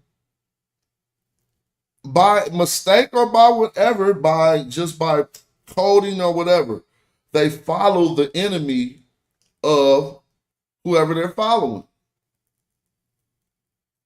Not all the time.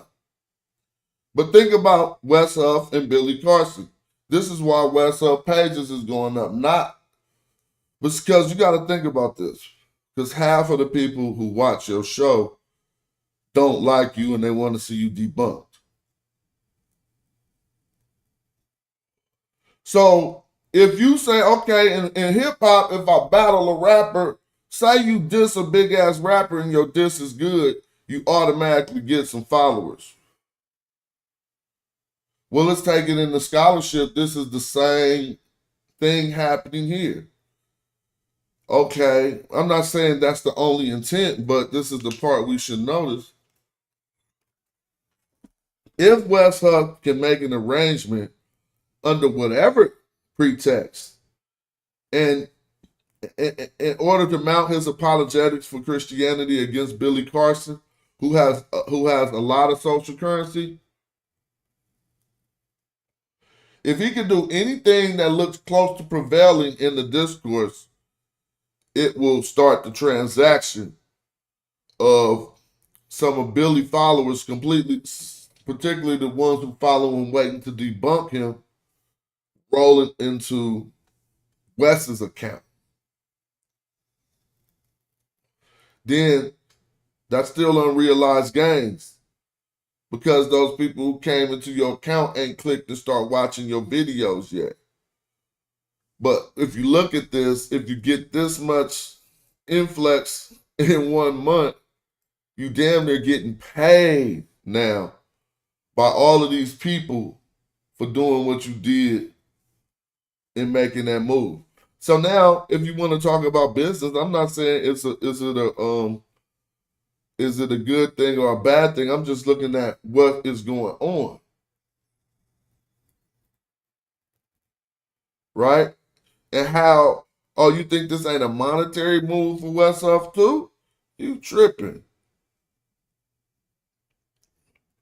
But that's nothing to scoff over. I appreciate business and stuff like that.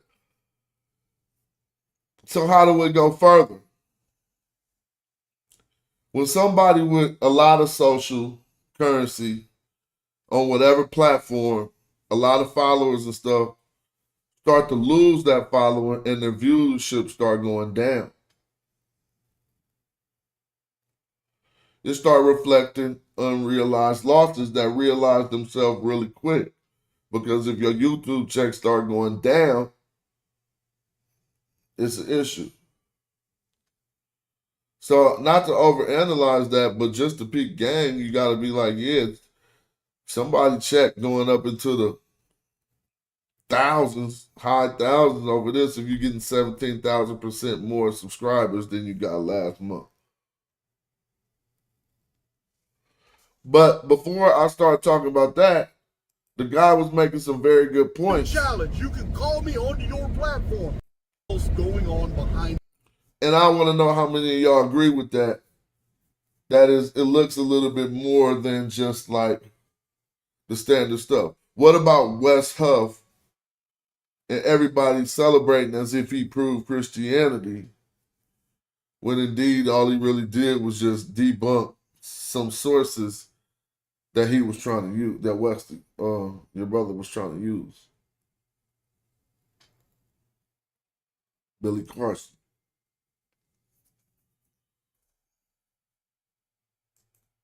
I agree with this man's stance. You, Mark, Luke, and John are a part of the original buddy who is trained they have.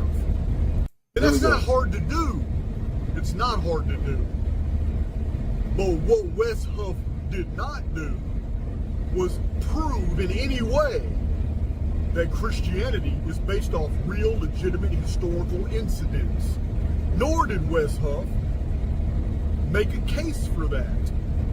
But all of a sudden, I've warned you guys, I've been warning you in predictions videos for 4 years.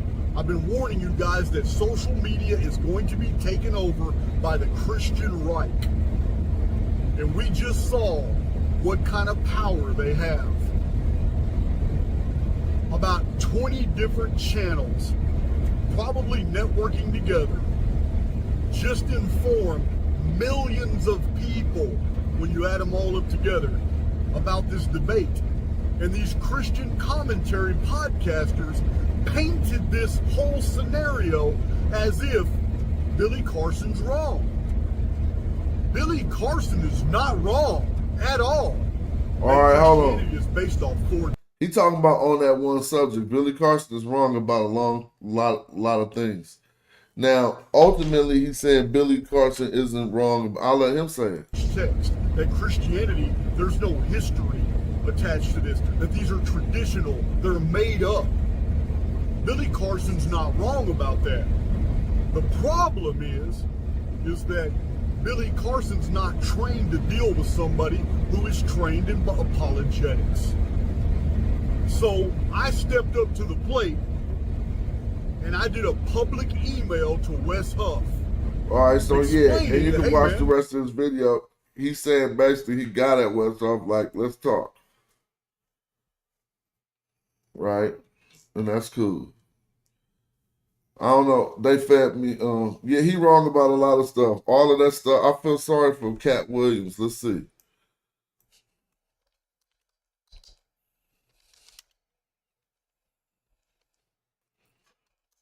Let me see.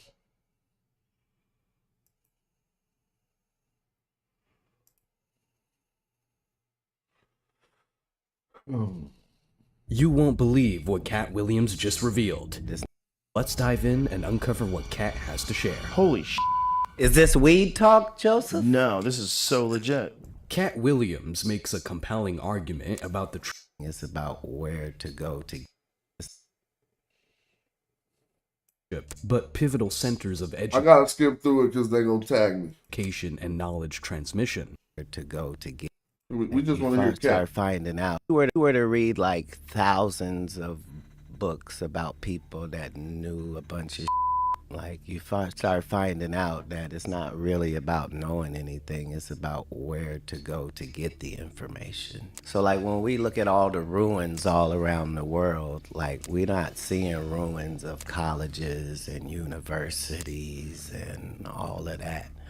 We're seeing temples and synagogues and churches. Historical research supports this view, as many ancient temples around the world, such as the Library of Ashurbanipal in Mesopotamia or the House of Life in ancient, and technologies that seemed beyond the reach of ordinary human ingenuity at the time. 100% of the writings across the world, whoever said anything about space or the universe or what was out there, why were all of them correct? It's not even possible. Like, how did they know that Mars was the red planet, and why was it a worldwide fact? Planetary. Okay, hold on. It was a worldwide fact that Mars was the red planet. At what point in time? Maybe. But if you talking about at the point in time with the screenshots are suggesting that we got to talk about that. Really, that Saturn had rings, like, based upon what information? Because nobody worldwide is disagreeing. Expanding on Kat's that Saturn had rings.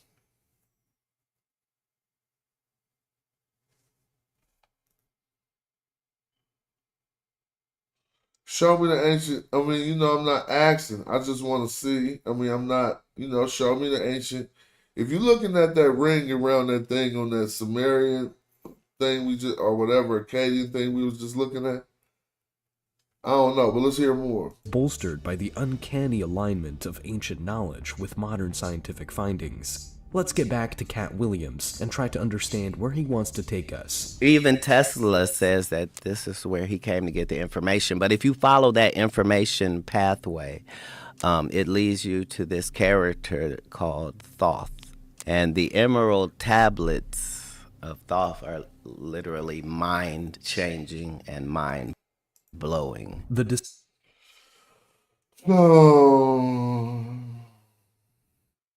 No, it ain't. No, they ain't. And that book is so pseudo that we got to talk about it. Now, I'm going to debunk this book in ways that others have not right now. With our knowledge that we bring to the table. So I'm going to let this video rock for a second because I want to grab some water and I'm going to be right back. It leads you to this character called Thoth. And the emerald tablets of Thoth are literally mind-changing and mind-blowing. The discussion between Cat Williams and Joe Rogan touches upon the intriguing and mystical Emerald Tablet, attributed to Hermes Trismegistus, a legendary figure blending aspects of the Greek god Hermes and the Egyptian god Thoth. The Emerald Tablet, also known as the Tabula Smaragdina, is a compact, cryptic text highly regarded in the fields of alchemy and Hermetic philosophy. The Emerald Tablet, also known by its more arcane name, the Tabula Smaragdina, is not just any ancient document. It is a portal to profound truths and alchemical secrets. The origins of this compact and cryptic text. Man, are they acting like this is serious? See, even this video must be thinking that this Emerald Tablets thing is something. We're going to talk about that, bro. Well, let's see what else Kat said.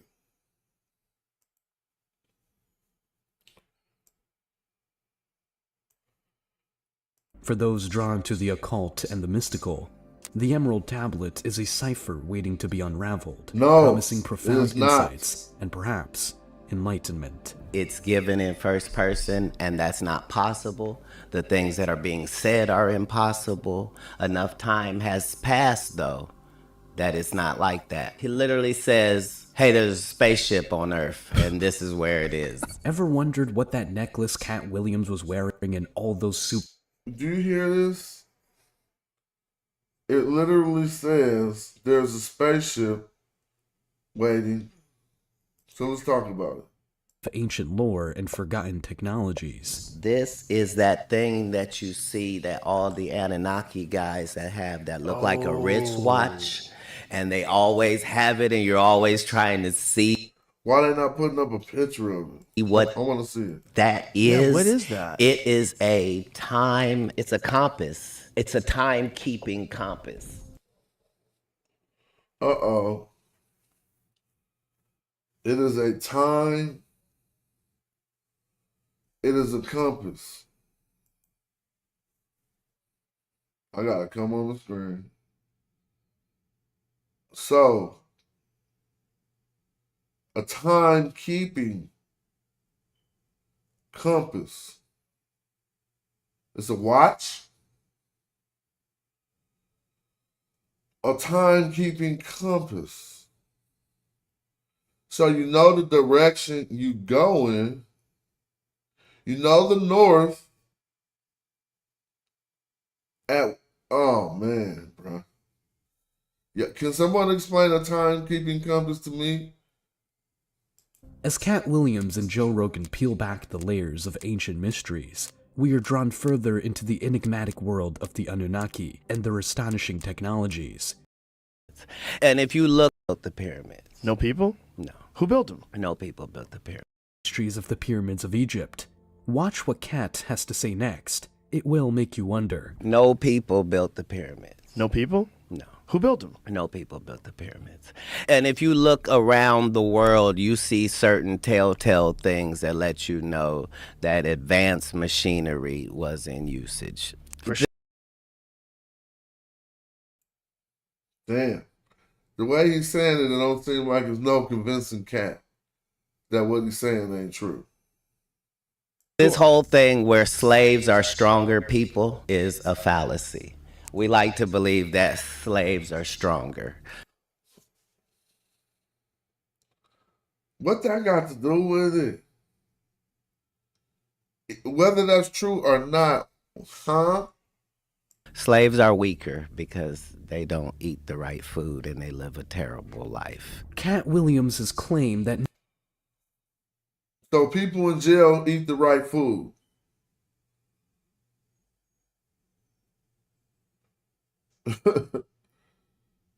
He on one. But what made him start talking about slaves? Civilizations. The conversation takes an even more intriguing turn as Cat explains.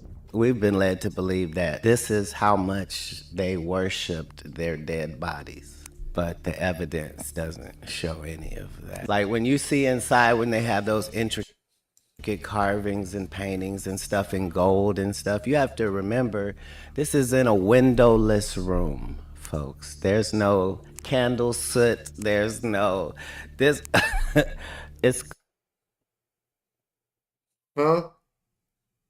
Let me rewind. I'm trying to follow what he's saying. Let me rewind. Wisdom of ancient civilizations. The conversation takes an even more intriguing turn as Cat explains. We've been led to believe that this is how much they worshipped their dead bodies. But the evidence doesn't show any of that. Like when you see inside when they have those intricate carvings and paintings and stuff in gold and stuff, you have to remember this is in a windowless room, folks. There's no candle soot. There's no this. It's clearly a power plant and built specifically for that location. Oh, there's no candles. There's no soot. It's a power plant.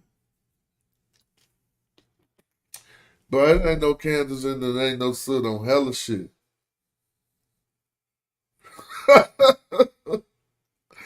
Are you serious? Oh man, hold on. Candle soot, there's no this. It's clearly a power plant and built specifically for that location on this planet. This statement. That's what happened.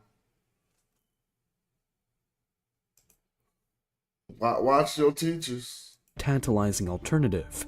Cat continues. What do you think it was powered by? The hot water springs underneath it. The concept of using hot water springs as an energy source for the pyramids Right. hints at an advanced understanding. So you just basically latched on to some pseudo explanation from a book, and you thinking that's what it is. So they powered the pyramid with the hot water springs. I'm not playing the rest of this right here. Let me see. I want to say emerald tablets.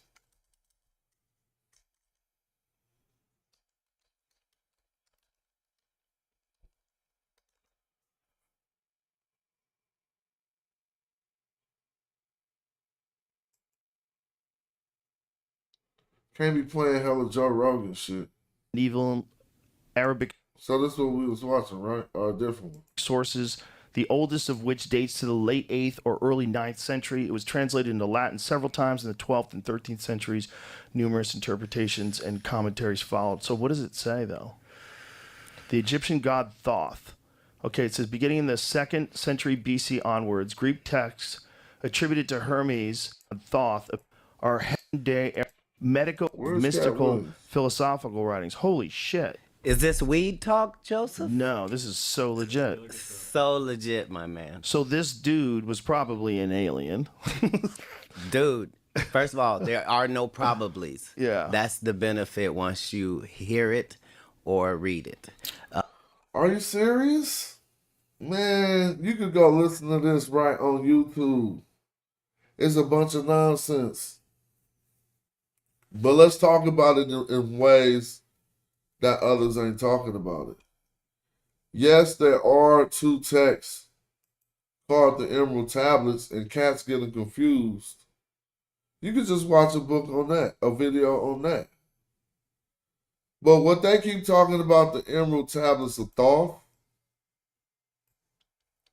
that particular text, but that ain't nothing. That ain't ancient, bro.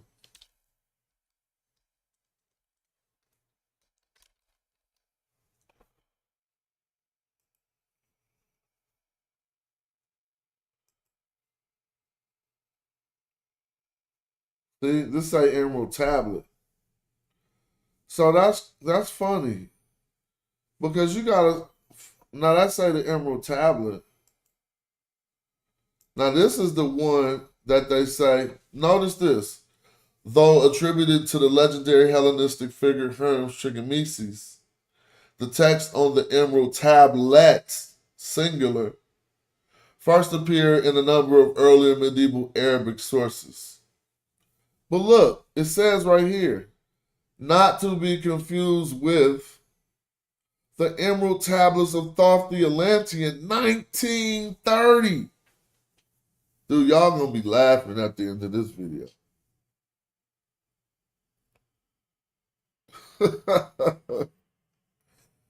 So, do you see what's going on? This is Emerald Tablets of Thoth the Atlantean, a 1930 pseudo work that Cat Williams is citing, thinking he's citing the ancient text.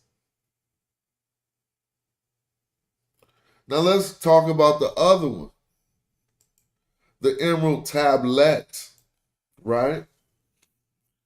This is pseudo. So it ain't as bad as the other one. I'm gonna prove to you how this one is pseudo too, and we're gonna go into it. We're gonna do a little bit of history. So the Emerald Tablet is a compacted, cryptic, hermetic text. It was highly regarded foundational text for many Islamic and European alchemists. Though attributed to the legendary Hellenistic figure Hermes Trismegistus, the text of the Emerald Tablets first appear in a number of earlier medieval Arabic sources, the oldest of which date to the late 8th or 9th century, early century. That is not what we call ancient. No place close. Now watch this. It was translated into Latin several times in the 12th and 13th centuries. Numerous interpretations and commentaries follow. Medieval and early modern alchemists associate the emerald tablet with the creation of the philosopher's stone and the artificial production of gold. All right? Now, this one is pseudo for plenty things. But we're going to talk about two things and how this be affecting us. It says, it has also been popular with 19th and 20th century occultists and esotericists, among whom the expression as above, so below. Oh, man, y'all don't be knowing why I don't be saying that shit. See? You think I'm playing? I read the Metal Netter all day. I dare you to as above, so below on this show.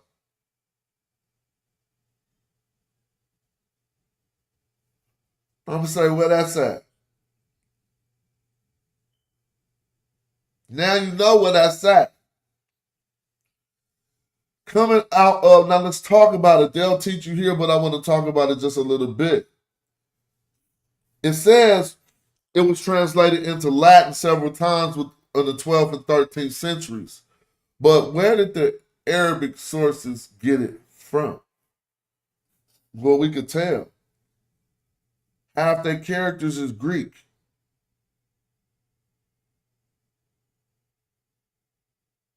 Feel me? So you start to know this. Now, this is the one they thought they was talking about. But if you go to any of Billy Carson's works, you can see he's talking about the Emerald Tablets of Thoth the Atlantean, a 1930, the work of the 20th century occultist Maurice Dorel, y'all. This get crazy. Now watch this. Click Maurice Dorel. Listen to this, y'all. Dorel claimed, it says he was an American occultist, the founder of the Brotherhood of the White Temple. Dorel claimed that during the 1925 visit to the Giza pyramids, he discovered a set of ancient emerald tablets belonging to the Egyptian deity Thoth. Bro, he did that in 1925. He discovered a set of ancient emerald tablets, right? As above, so below. Is not in the Metal Netter. I haven't found it yet. Some can show me where it is. Dorel claimed that during the 1925 visit to the Giza pyramids, he discovered a set of ancient emerald tablets belonging to the Egyptian deity Thoth, who he reimagined as the king of Atlantis.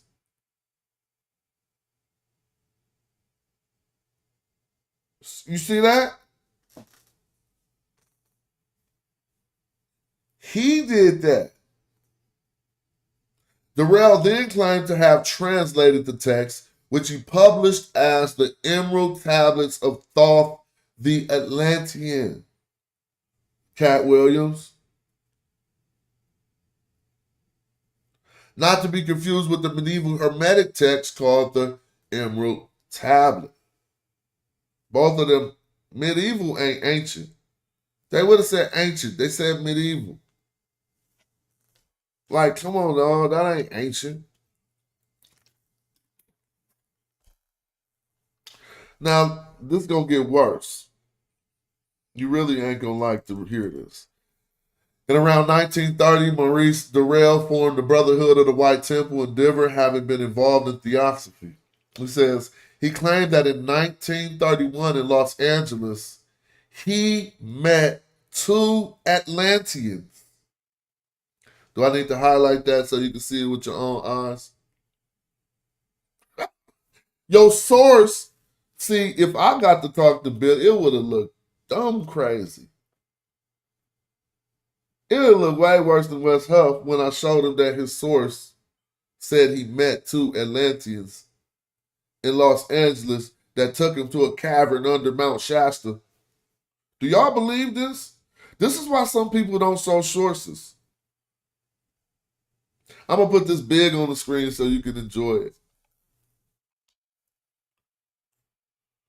Cat Williams. Your source claimed that in 1931 in Los Angeles, he met two Atlanteans who took him to a cave underneath Mount Shasta. Durrell quickly developed a cosmology focused on the inner earth, describing underground races. He have claimed to learn about them from the Atlanteans in 1930s, y'all.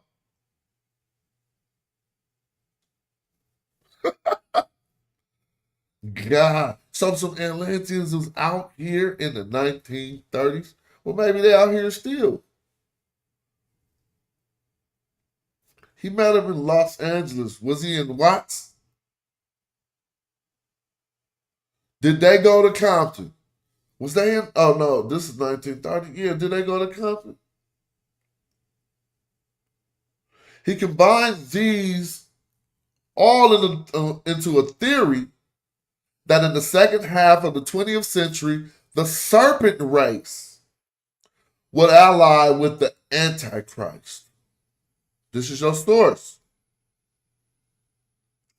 He believed that there was three types of flying saucers, including one piloted by serpent people who were once icebound in Serbia. Became defrosted and then replaced and overthrew the communist regime in Russia. Seriously. They thawed out.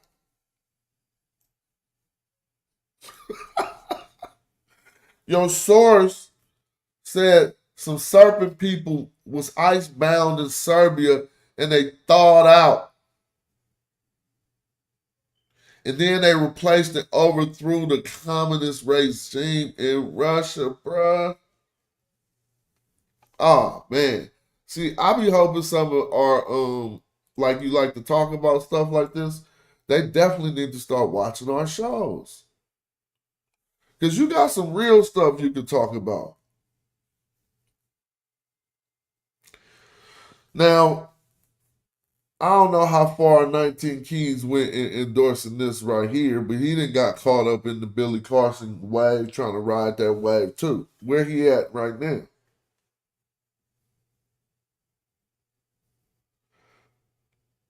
This, if y'all talk, oh my God, dog. You know how your stomach be turning when you be doing this homework, bruh? And you be trying to get people to see ancient African texts and stuff?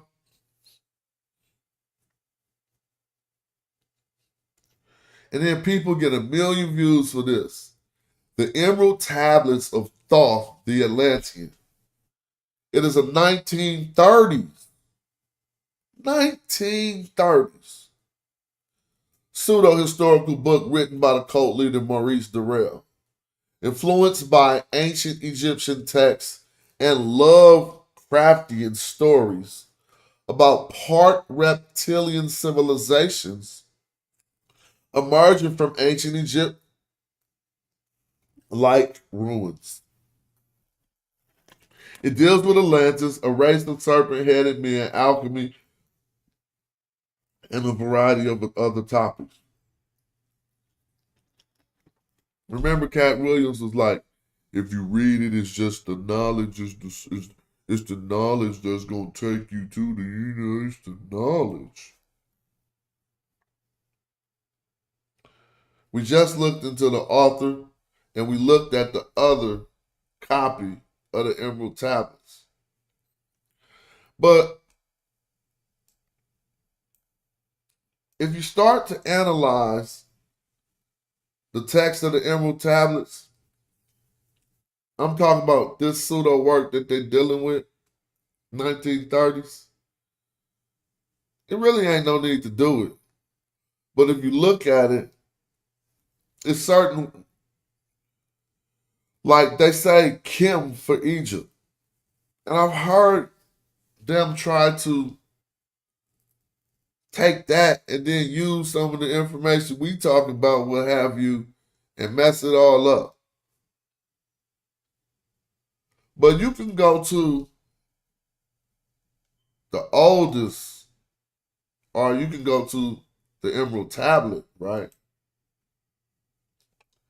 And go see that this do not go back to a time period when Medu Neter was translated.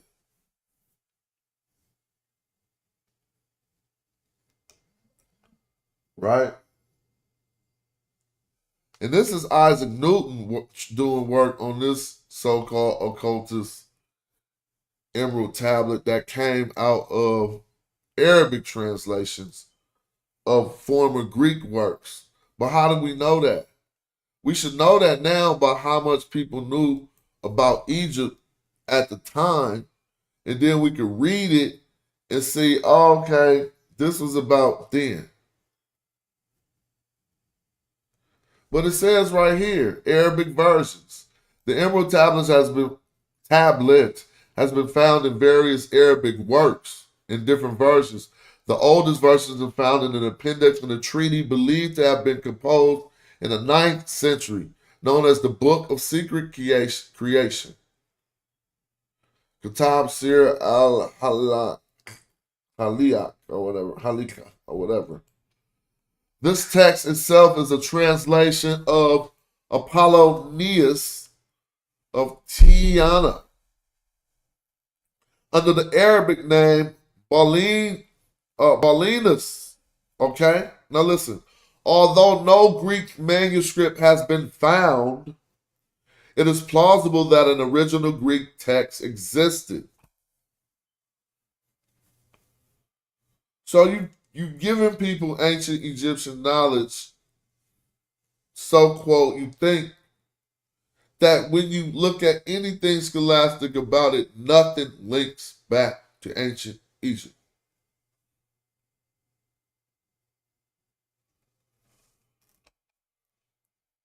The attribution to Apollonius, though false, pseudonymous or pseudonymous, whatever, it's a pseudonym. Pseudonymous, whatever. It's common in medieval Arabic texts on magic, astrology, and alchemy. So basically that fake name. Using a fake name like that. So this is like crazy to be trying to kick out like this is ancient knowledge. Even this one. But if you look into this is what I need you to see.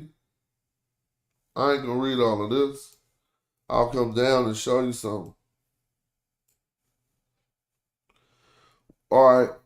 Emerald is the stone traditionally associated with Hermes. See? While Mercury is metal, Mars is associated with red stones and iron, and Saturn is associated with black stones and lead. In antiquity, Greeks and Egyptians referred to various green-colored minerals as emerald.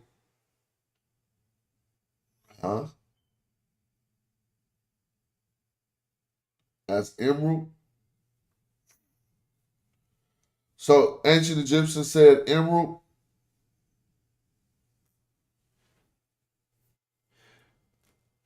I don't know about that. And in the Middle Ages, this also applies to objects made of colors such as glass, such as the emerald tablets of the emerald tablet of the Visigoth kings. This version of the emerald tablet is also found in the Kitab Ustakus al-Thani, an elementary book of the foundation attributed to the 8th century alchemist Jabir ibn Hayyan, known in Europe by the Latinized name Jabir. So I ain't gonna read no more of this. This pseudo ain't nothing took it to no Kemet. But it's telling you about Egypt.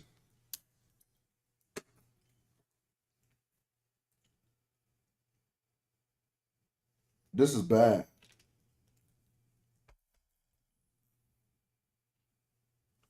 So I ain't got the text. They're gonna show some of the stuff.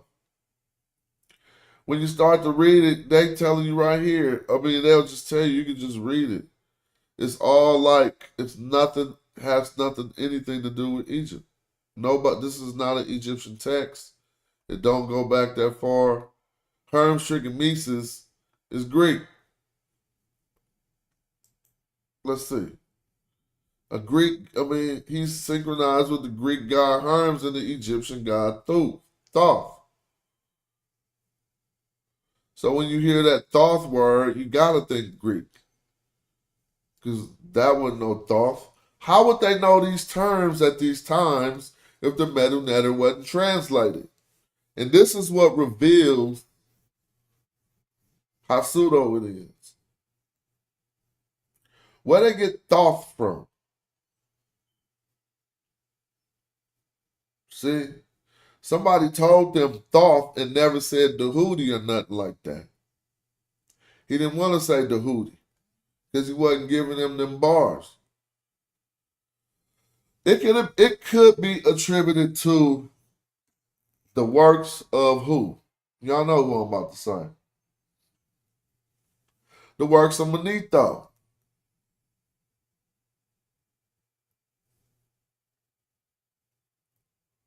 What do I mean? First of all, this is a made-up character, right? That they mix some Greek god Hermes with the Egyptian god Dehudi. But in these medieval texts, you never see no ancient Egyptian gods called by names that we know they're called now.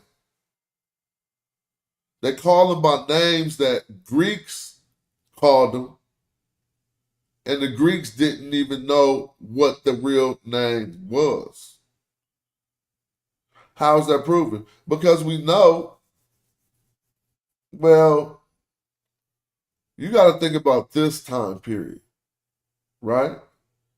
Because it would have been a time, like if you go back to Manetho's time period, who's probably responsible for all of this, you hear what I mean. If you go back to like, what, 300 BC, close to 280-ish BC, right? Maybe a little 250, 260, maybe, I don't know. But Greek, it was still the ancient Egyptians who knew the Medu Neter, right? The language, the authentic language started to migrate south more because these Greeks was there. And eventually we get the Coptic script and dialect, which is a mixture of Greek and ancient Egyptian. So that would let us know that at some time period, if they knew Coptic, they would have knew some ancient Egyptian words.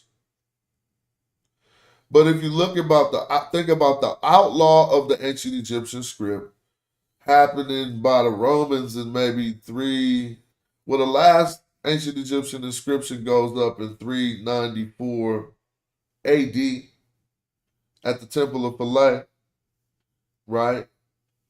And then it's outlawed a little bit later, and the name coming to me is probably wrong, but it's like Tiberius or something. We can look it up, but it's outlawed by some T dude, right? In about 500 AD, around that time. So this text comes from, as they told us, Arabs who was after all of that. Think about all of this. This is peak game. We got to be tripping off stuff. These Arabs, as they say, they don't find the Greek text, but it's possible it comes from the Greek text. And this is how they know, because they talk about people like Hermes Trichomesis, who when the Greeks in their time got to spend time in Egypt to even do this synchronicity, to synchronize these gods, right?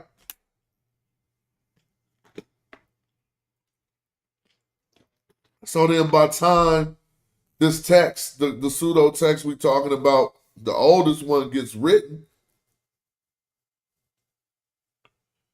it got Greek perspective, Greek names of the natures, and Greek everything all in it.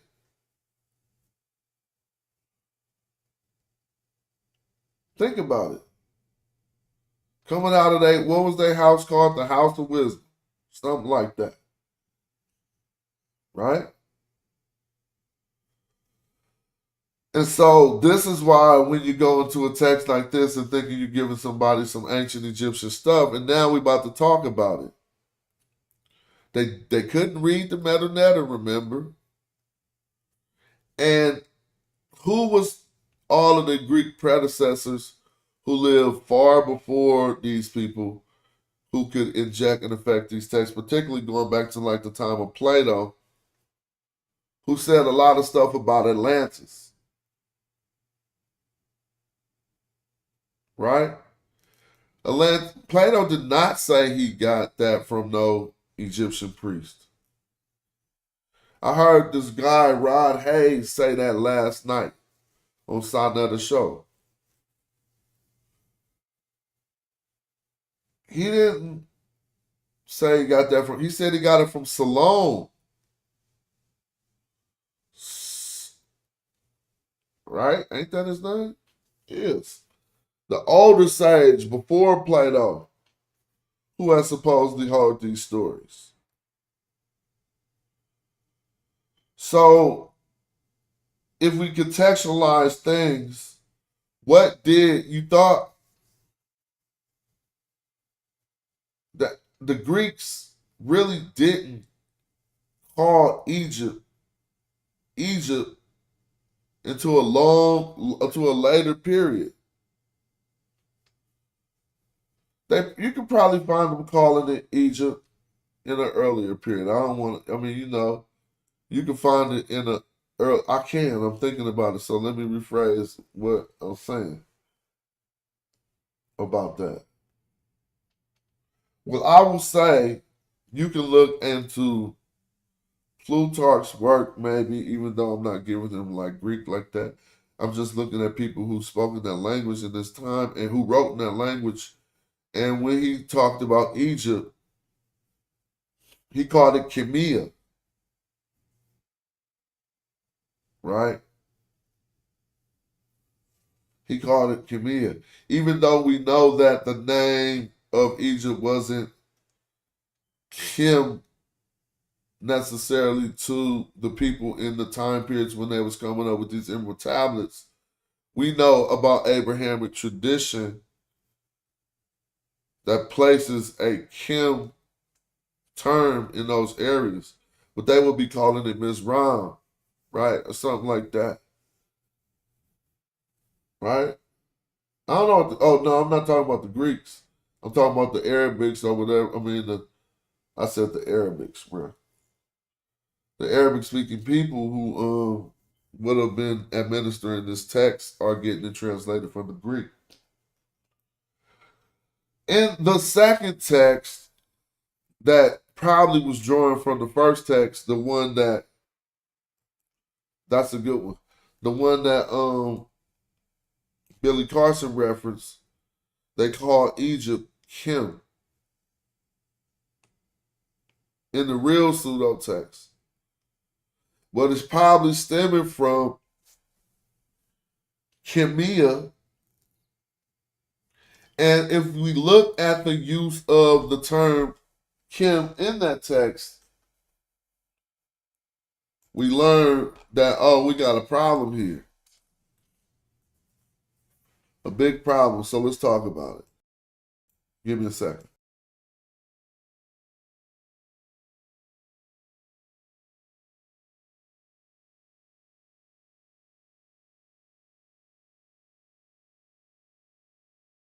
All right. So they say in the text, in the super pseudo text, they be like Thoth the Atlantean ruled over Kim. Then they take a number that you can find in other places. See, a lot of this was coming from the Manetho's work, is how I know. And they mess up the Zeptepi and they say Thoth came from Atlantis and ruled Kim for 36,000 years. Don't let them numbers sound the same fool you like that's some good information or anything. And let's talk about just that, a little details about that statement. Although the writer in the 1930s, looking at earlier texts that probably came from the Arab tradition, right?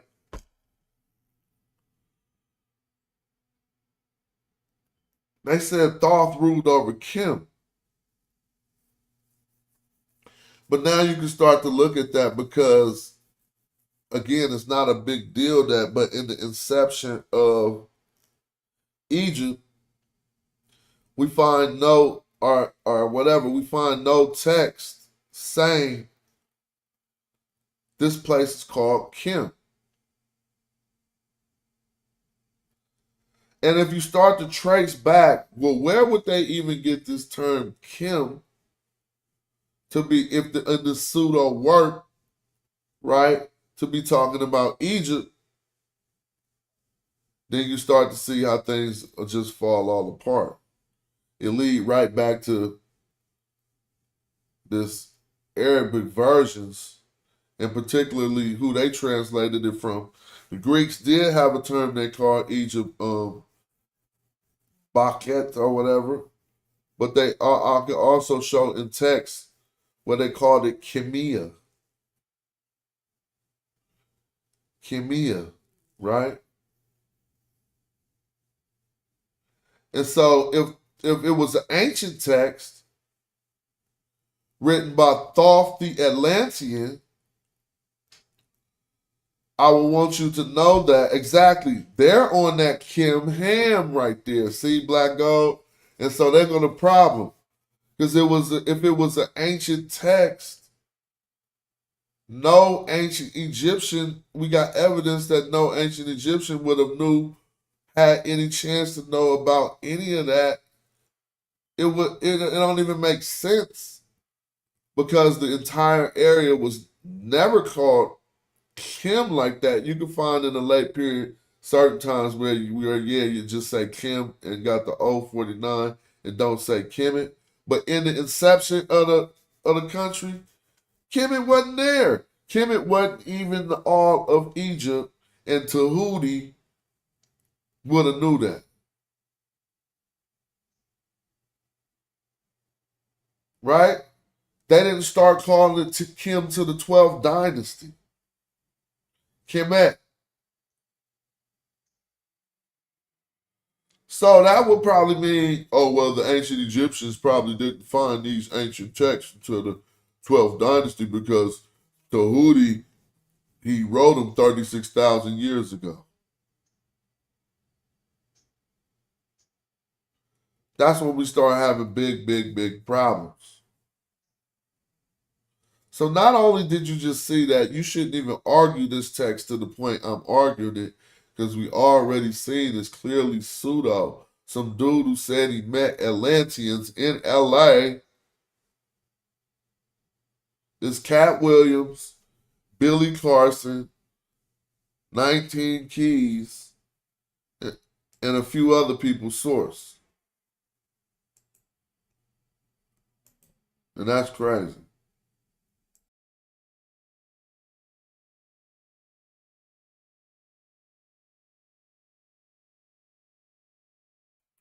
They talking about Kim like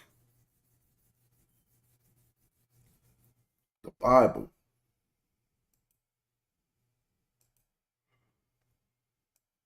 All right, where we at?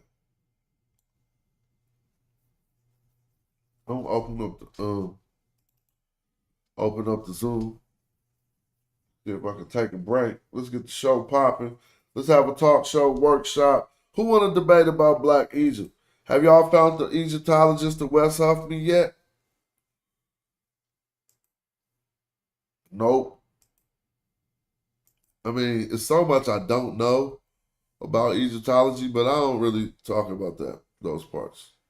I mean, there's not much that we don't cover pertaining to the subject, to the research question. Black Egypt. Right. There goes the stream link. Let's have a long show. I mean, you know, I got a little bit of time. I'm sitting here today. Damn, it's early already. I'm on my phone. All right. Hit the link if you want to.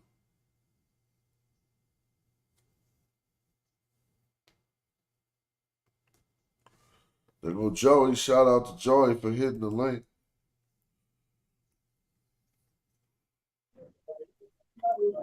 Peace to Joey. What happened in Smash? What's up?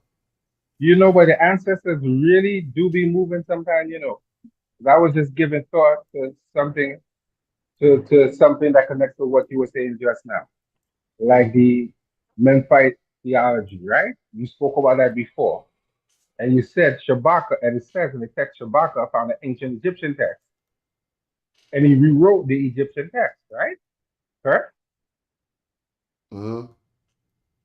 So then that shows that ancient Egypt was so old that ancient Egyptians were finding ancient Egyptian texts. Correct? The ancient Egyptians was what? This shows that ancient Egypt was so old that the ancient Egyptians themselves were finding ancient Egyptian texts. So this could all connect to saying that if we don't see these things written, what? I'm trying to figure out exactly how to express it because I don't want to say something stupid. What I'm trying to say is it's clear that back then, ancient Egyptians had access to other ancient Egyptian texts. And if we dig deeper, we might find some of the ancient Egyptian texts that they had access to. I could barely hear you though, but it's just because you're going away from the phone sometimes. I said that it shows us that in ancient Egypt, ancient Egyptians had access to ancient Egyptian texts. And if we dig deep, we might find these ancient texts that they had access to. And we could prove what this through some of these things. Yeah, we have found a lot of them. Okay, so maybe I need to just read a little bit more there. And I'll get deeper into it. But I find that interesting. Yeah, they would find text too. But they ain't found no text where the word Kim was used before the 12th dynasty. Well, that's where I'm going. If they were finding ancient Egyptian texts. No, I don't mean that. They got me saying Kim. So that Kim was definitely used before the 12th dynasty. It wasn't used as a toponym for Egypt before the 12th dynasty. Yeah. Kemet. But I'm going back to, I'm agreeing with you to say that if they were finding these ancient Egyptian texts and we don't find anything that agrees with this, then something has to be wrong somewhere. Somebody has to be lying and making up something. Yeah, they just they going off what they knew about Egypt at the time when they wrote it. Which probably wasn't much compared to now. I mean, definitely wasn't much compared to now. But then I want to pose this interesting question, right? They show us all of these ancient Egyptian texts, but the question is, what are they not showing us? What are these scholars not showing us? Are they hiding something, or am I being paranoid? I couldn't tell you what they hiding, but I know that there's a process of getting these artifacts translated and stuff. And I got an Egyptologist who's telling me right now I can come to the basement of a university and look at millions of, it sounds crazy to hear millions. So let's just say hundreds of thousands of unclassified artifacts. And this is what you see, and this is what I'm saying. There's a lot of things that we're just not seeing as a public. That's not what you're saying, because you're implying that something's being hidden. I was not saying anything about anything being hidden. I was talking about a process of getting these things out to the public is a scholastic process. I think it. I agree with you that they unclassify things, but in my view, I think there's some things that they're hiding. They translate certain things and they just don't want us to see.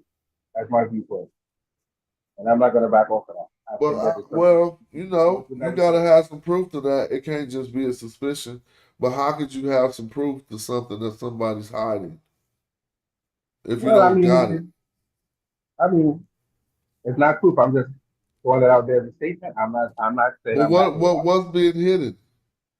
What part I of your mean, argument can't you substantiate that it needs some missing link or something to be hidden? no.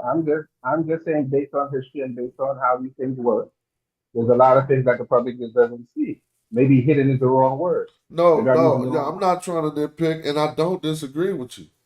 But yeah, if you say hidden, it seems like they hiding, so it implies conspiracy in a sense. I mean, I think there might be some conspiracies involved in it. They might just say this might mess up this Okay, so they're further. going to question what would they be hiding? They could be hiding some spiritual texts that say certain things. They could be hiding certain scientific texts that they use and we just don't have access to, or maybe if we're lucky like you just get involved with somebody and they say, well, listen, come down to the basement and you could check it out. That's a possibility. Now, why would You they be know, hiding it? To because keep it from the they, masses? that's what I think. I think they want to keep it from the masses because they want control.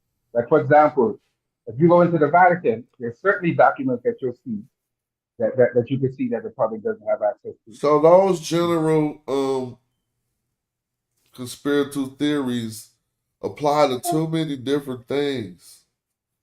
Like you could just take those answers and we could switch the subject and you could say they're not telling us about aliens because they hide it from the masses. And there seems to be some evidence to substantiate the fact that the U.S. government does believe in aliens. No, but I'm Clearly, just saying though that method right there is so general. Like to say I'm gonna mount this argument on that we could apply that to car technology and be like, they got cars that go 200 and can fly, but they hide them from the masses, and there's a conspiracy. So it's really well, not this that those two ways that ain't worth nothing really. no, I mean, I feel it. That is fair enough. But You I that don't think don't I'm mean you completely not wrong. telling the truth. I mean, Yeah, I don't think I'm completely I'm wrong. saying you need to form the argument based on something. Hmm. You see what I mean? Like you can find it and base it gonna be at least based on something. Like based on what? I mean, we could always just say, well, history, human nature, but that's not a proper All academic right, well let's argument. just go based on racism, right? Let's just deal with the easiest one. Based on the fact that we know that hella mischievous shit has been done because some people got something in their head that they trying to maintain like racism. They do devious shit because of that. So I'm trying to give you a working hypothesis. So if I, that was if your argument was based in, then you'd have to be proving that. But if it ain't based in nothing, it's just like, what can I do with that? I mean, that's true. That's true. So you got That's the right. chance right now to say in your head, since it's your idea. What's up, Aspen? You got the chance to just tell us right now, like based on what? Well, I would, boy, it's very hard for me to mount an academic argument to be It's able kind to of break it easy down. though. Let's just chill for a minute. I don't want you to feel no pressure. I'm saying, okay, we saying they hide shit and they doing shit based on what? Let's form an argument. Well, you listen, you look around, you hear bits and pieces of talk on how they're trying to say. Then they're talking about advanced machinery. Tesla basing his technology off of ancient Egyptian technology and Well, things of that see, sort. but then But racism wouldn't work right then because mm, hiding Tesla energy that you could get from pyramids, how you gonna tie that to an arc? So we gotta say You gotta see. That's what I'm saying. I think the argument is hard to make that work. What's up with It is. Haskell? What are your comments on what you're hearing? Man, good evening or good afternoon, guys. How y'all doing? Peace. Good, good.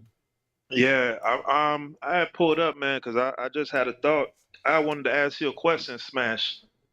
If you was were you the first person to put out there that Kemet wasn't applied toponymically until the 12th dynasty, or were other people saying that before you?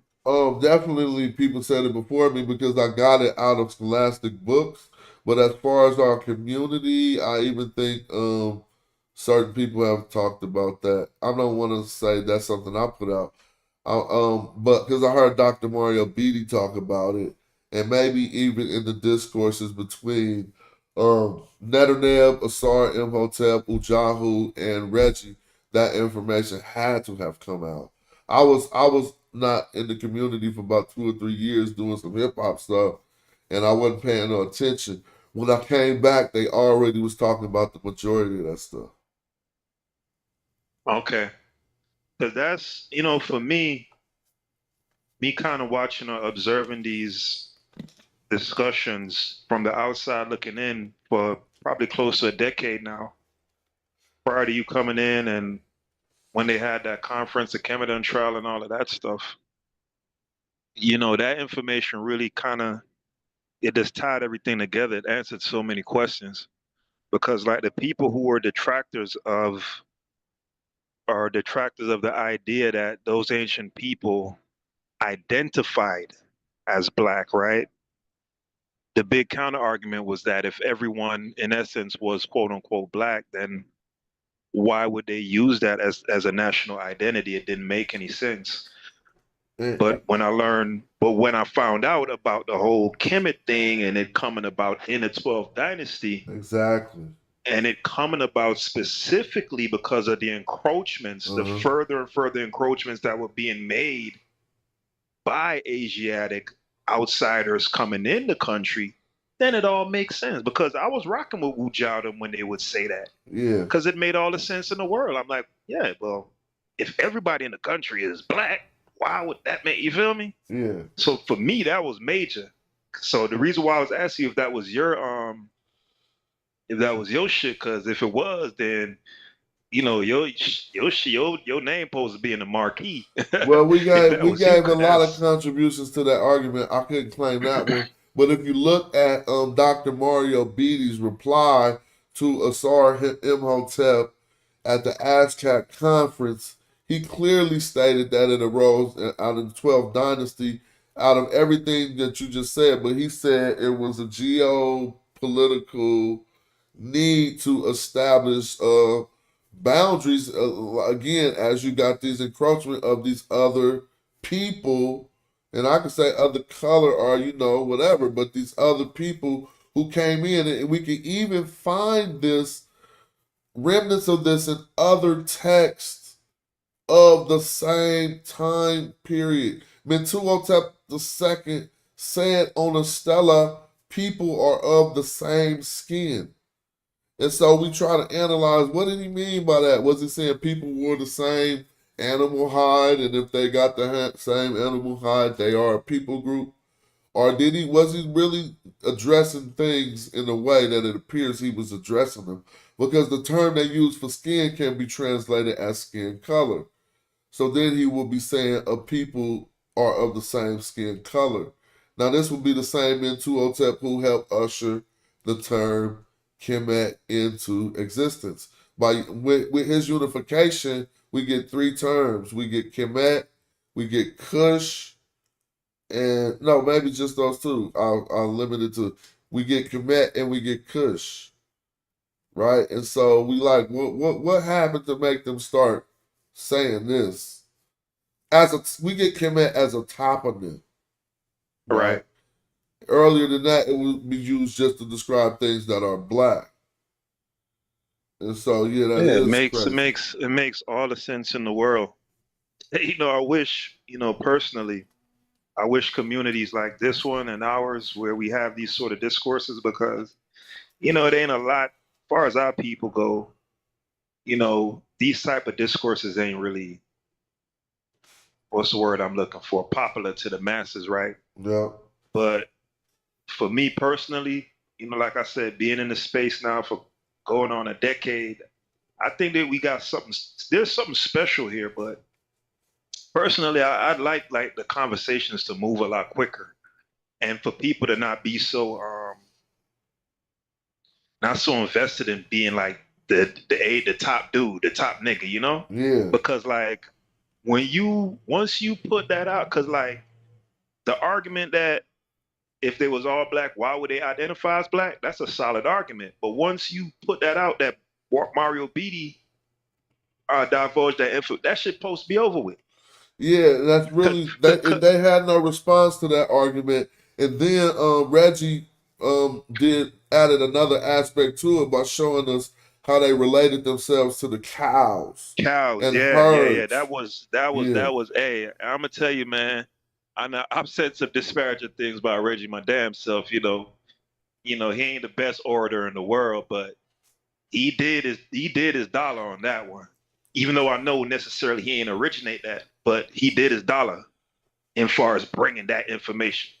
You feel me? It really coagulates and really it just seals up and firms up everything.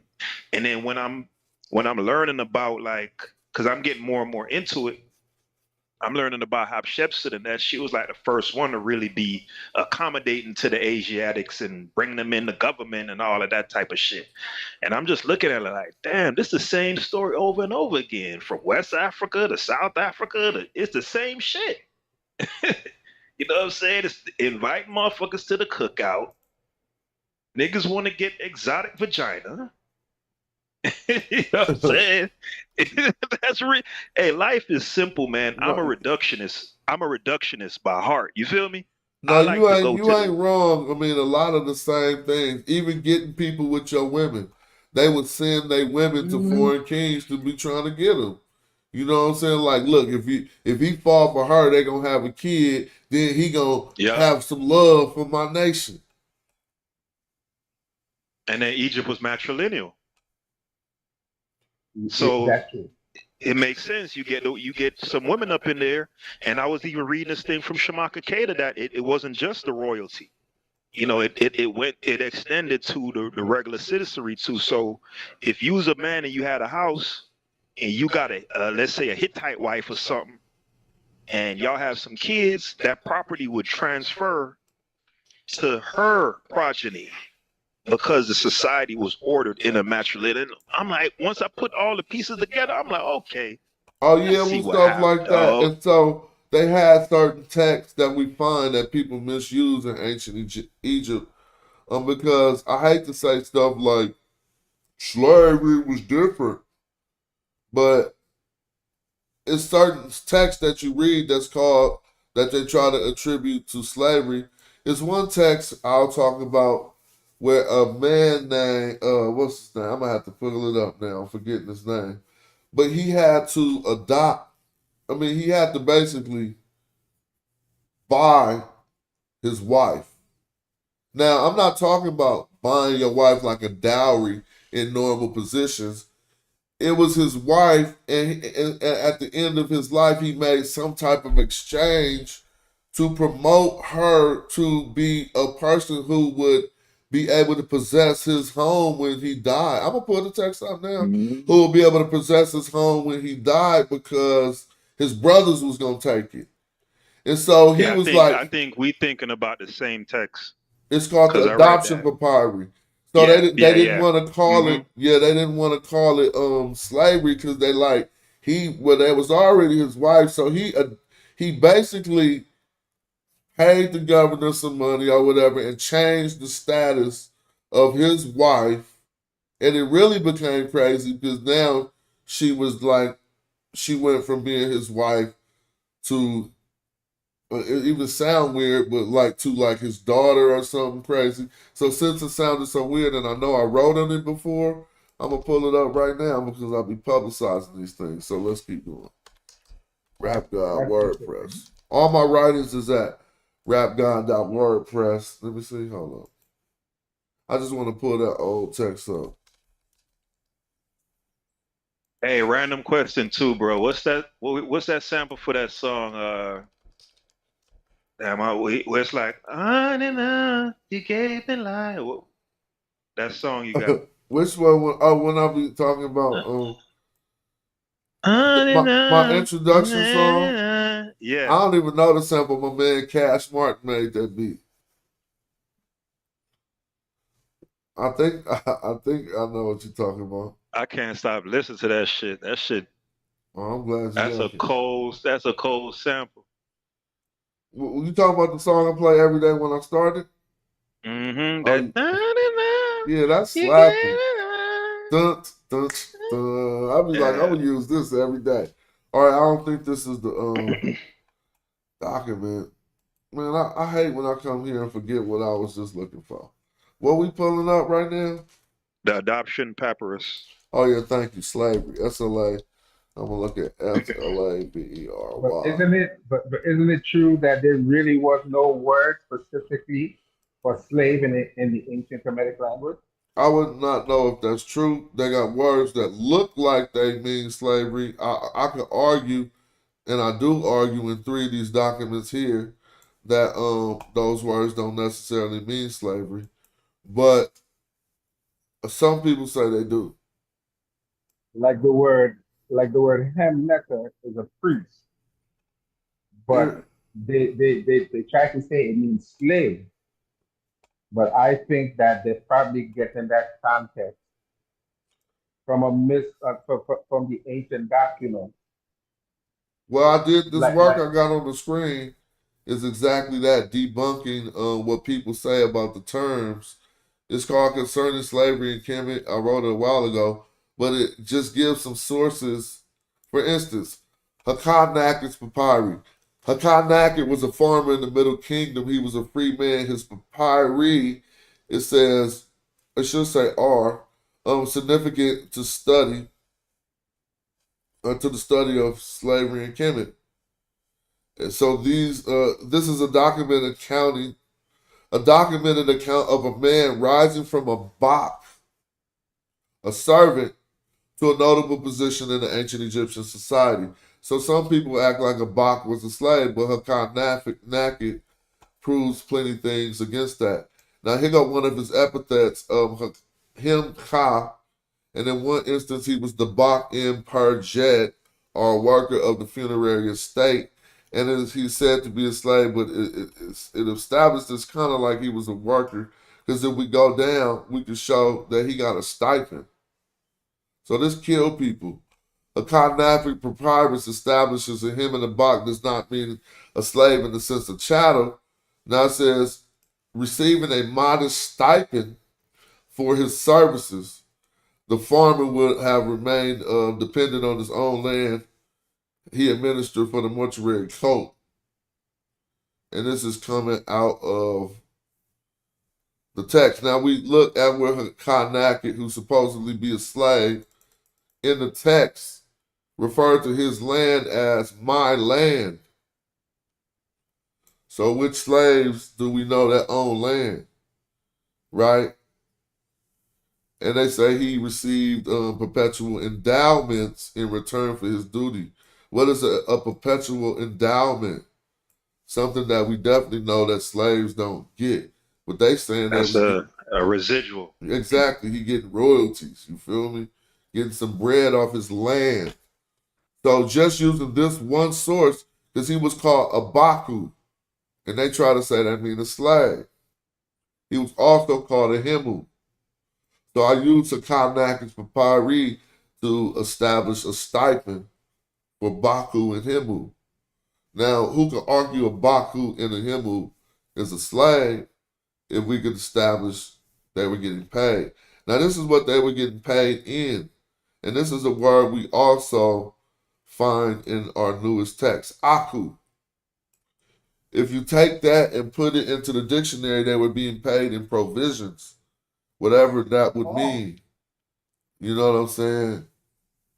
And so that is monumental, but we're going to get to the adoption papyri. Right? And there's a few other ones in this document. Here we got the adoption papyrus of Neb Nufi, Na-Nufi, and Ren Nufi. Now let's check this out. It's kind of crazy. It said, explain the slavery and adoption stories of the adoption papyrus. Here's a quote.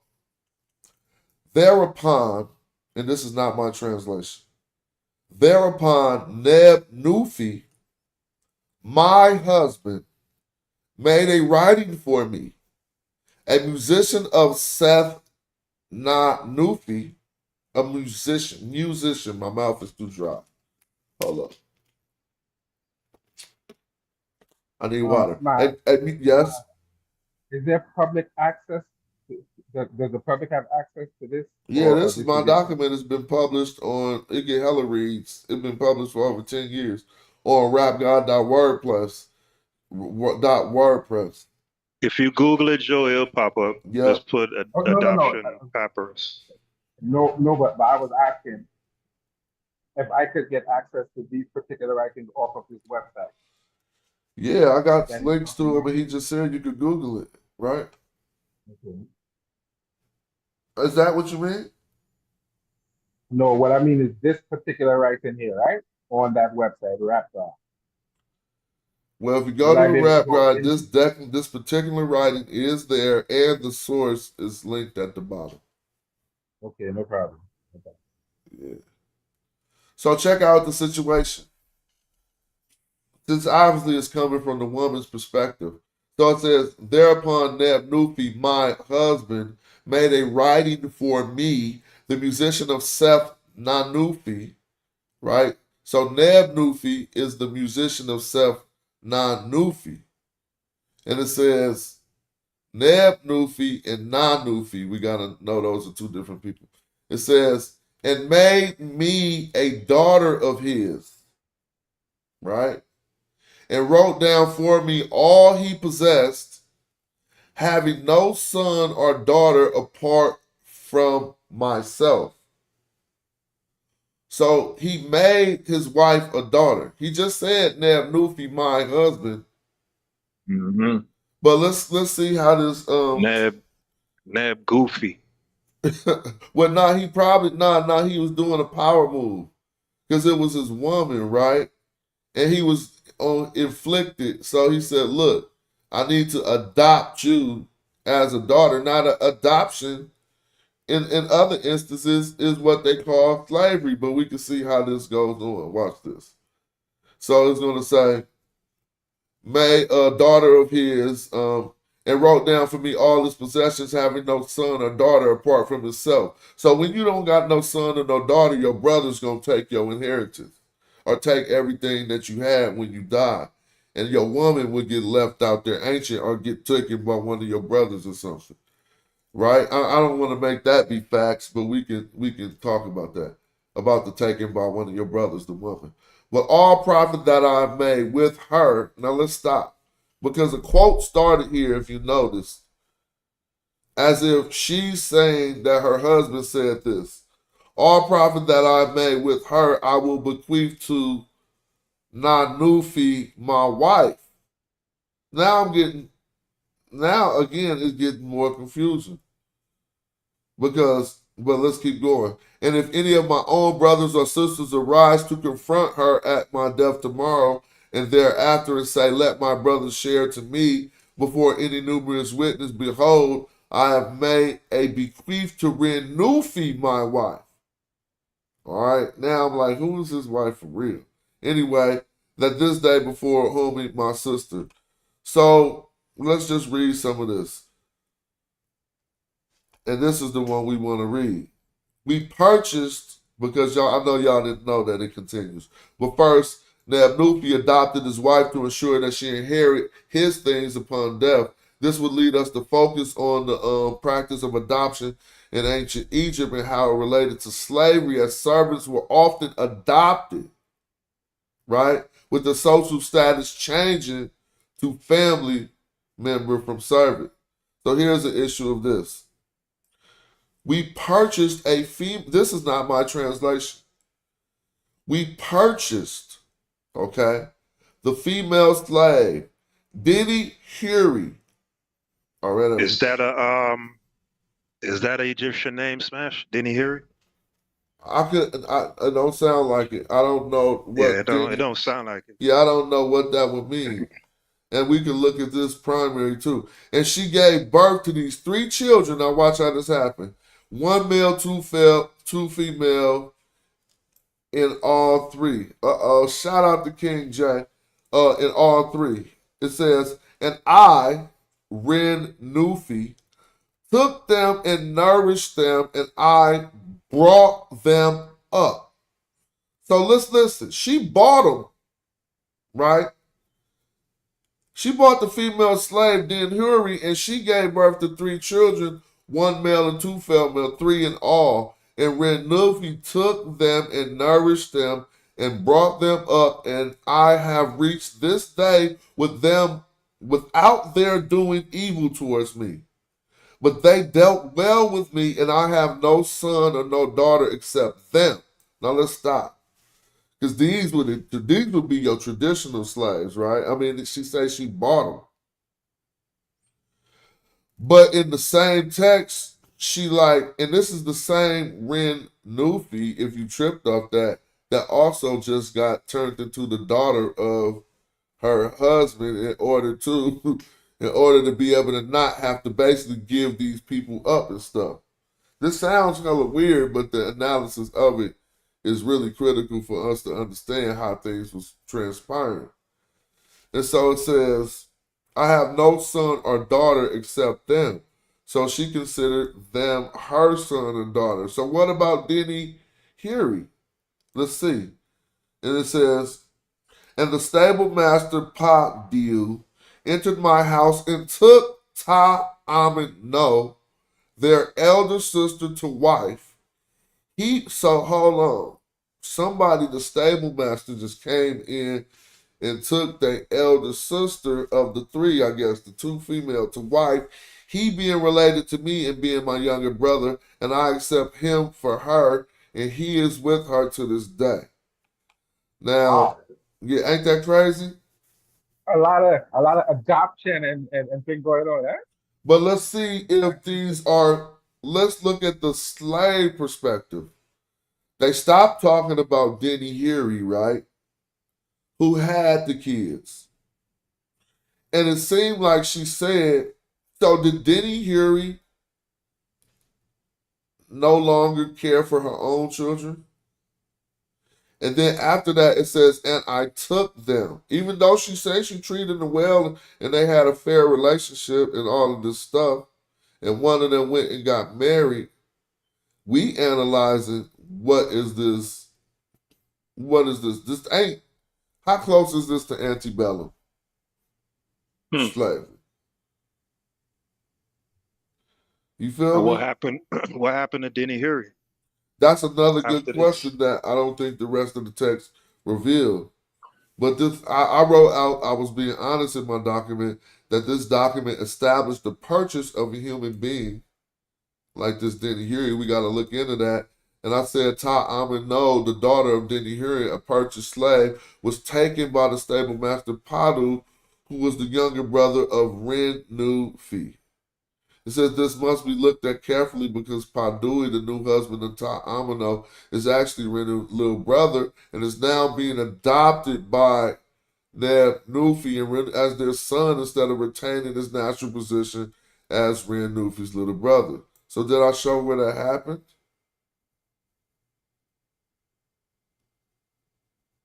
I don't think I showed where that actually happened. So it looked like, so Neb Nufi and Renufi couldn't have children of their own? That's what I'm taking So I from think the one, well, that could be another thing, right? Like, so yeah. they bought the slave.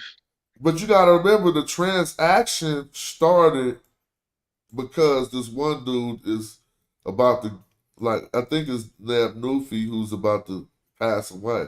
So they're getting his things in order here. And believe it or not, these people are part of his things. Like, it appears this is how she's talking about it. You feel me? So let me go into the real, I'll go into, this ain't the primary. The text. But this, oh dang, is it still there now? This was so many years ago. But Smash, because this is matrilineal, this is all the rigmarole, as you would say, they have to go through in order to keep the property in the family. It's just like when you're dealing with the ancient royal line, they had to marry a specific woman in Well, order for them to nobody inherit want to be the bought, throne. no matter how nice it is after that. No, well, I wasn't actually addressing that. Oh, I was just stating the reason for all this drama is because of the matrilineal nature of Kemet, is why she had to go through that, or because she didn't have any children. well, the ultimate point that we learned about this, and this is the craziest part, none of these people didn't hurry or nothing when they call it a female slave, and we could go look, right? They all are called family members. Like, I having no son or daughter except them, her children. So you can say, well, that's because she on some I kidnapped her kid shit, right? Someone could make that argument. Or someone can make the argument that no, she's saying they was all like one family. So I'm getting from it Neb Nufi, Re Nufi, them Egyptian names, right? Yeah, I can tell you what those mean, yeah. All right, and then the Den Huri, I'm getting the impression that that's not an Egyptian It don't name. sound like an Egyptian name. So I wonder where she from, and potentially maybe homegirl couldn't have had no kids. What her name? Reb Nufi. You feel me? So they went and got this slave or whatever, for lack of a better term, took her kids and basically made them her kids. Well, that can be looked at that way, but I think that they talking about a story of their life and leaving out particular details. They did say we bought that, but they didn't say for that purpose. They just said we purchased a female slave, Denny Hury, and she gave birth to these 3 children, one male, Oh, 2 female. okay, yeah. So she had the children Yeah, after. exactly. I mean, they didn't even And say I know it had to have been Neb Nufi that I'm hoping he not that Neb Goofy to get this woman. You purchase her, she have children after you purchase her by another dude, and then they get Oh yeah, conscripted you into your right, huh? Yeah, you right. Now I think Ren Nufi might not be acknowledging this lady in the way. So in Nab Nufi's departure, it's starting to appear like Ren Nufi don't even want to let it be all the way known. Unless who hit the female slave is the question. Exactly. But wasn't he dead at this time, thus far? Would he have been dead at this point? And Because she she'd have just inherited the mysteriously gave birth to these 3 children? No. What I'm saying is, whichever Nufi, right? The one that got adopted, right? She would have inherited the property after the husband died, correct? I'm about to, what you say that again? He's saying chronologically, if these children were birthed after Ren Goofy died, yeah. Yeah. I'm reading it the other way. I'm reading it that they had the children prior to him coming upon his last days. Well, he's signing her over up here in the beginning. The most important matter where it starts is they talking about he adopted me as a daughter first, and then they talk about what her belongings is that they won't be able to confiscate, basically. That's how it appears, you feel me? Because first they talking, well, dang, this mouse is doing its own thing. If we go through the chief stuff, first she laid it out that, look, he adopted me as a daughter. So now all the profits that I've made with her, I bequeath to Nanufi. I don't know why I say I bequeath to Nanufi, my wife. Like, is these 2 wives? And that's why I have to be going into the Metanetter. And if any one of my own brothers or sisters arrive to confront her at my death tomorrow, and thereafter and say, let my brother share or be given to me before many numerous witnesses, behold that I've bequeathed to Ren Nufi, my wife, this day before. Now this don't sound like an Egyptian name either though. Huey, which one? Well, you could. I can see the ancient Egyptian in that. Urimu, something about making water for some reason. Hui Urimu. Yeah, I can see that. My sister. So his sister witnessed all of this. That now whose sister though? Yeah, that must have been Nufi's sister.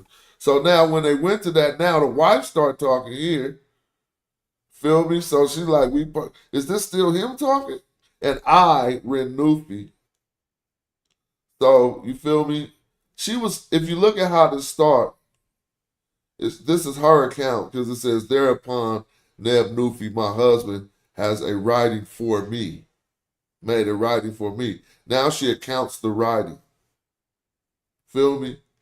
So it's still from her perspective. So then when she talk about, I think he might be almost deceased already, and they going over they stuff. And this is the part I quoted about the slave. If we go into the whole text, she probably talking about chairs and houses and other shit. So let me look and see.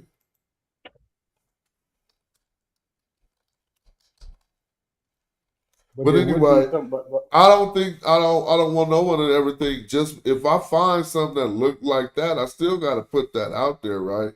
Like I can't be like, oh well this look bad, so I'm not gonna nah, let's talk about it. They said they bought a lady. Where they buy her at? Was there a market for that? It wasn't no market, is what our research find. Well, let's see what people say. What's up, Eddie? King J, how you doing? Peace to the panel. I'm good, chilling. Word up. Get ready for this.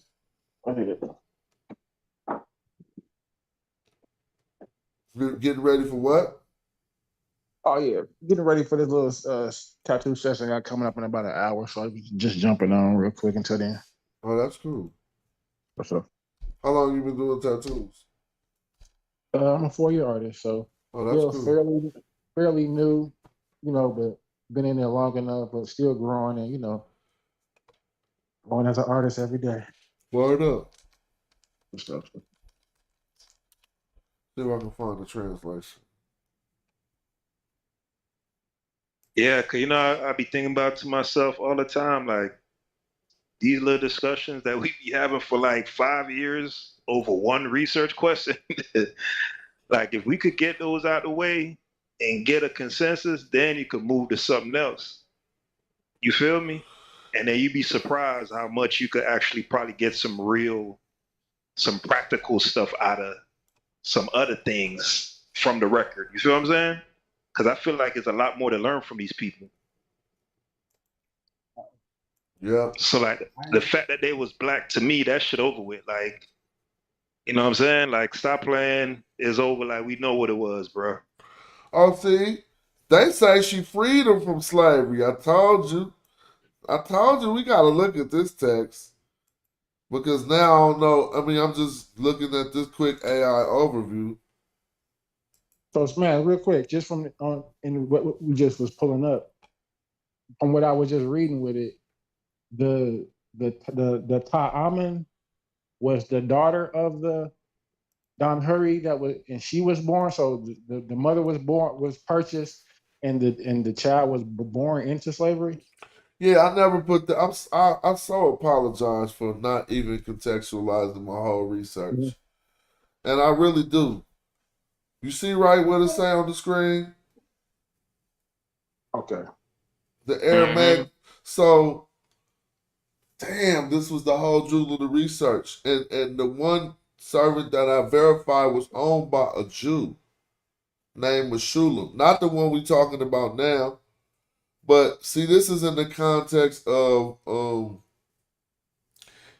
these Jews in Elephantini, in about 450, maybe 500 BC ish, not in the time period they're talking about, right? And so now notice, so because people was trying to put, I mean, it seemed as if even though we was scrutinizing the text, that we would be looking back to Medu-Neter terms. And I maybe even alluded to that, like, that's why I was like, we got to look at the primary. And so the Renufi and what time period is that? So they in Elephantini, they in Egypt, but if this is Aramaic papyri from from Elementini, we're gonna be dealing with about the same time periods. Oh, This- okay. yeah, Because I thought when you exactly. said the 500 BC, I thought you were talking about No, another. I think we still will be around there because that's when all of these. Let's look right. and see into this. If he put the time period on it, right? And that was one of the most key things that I got out of that whole thing that I wrote. That in these later time periods we started seeing these things.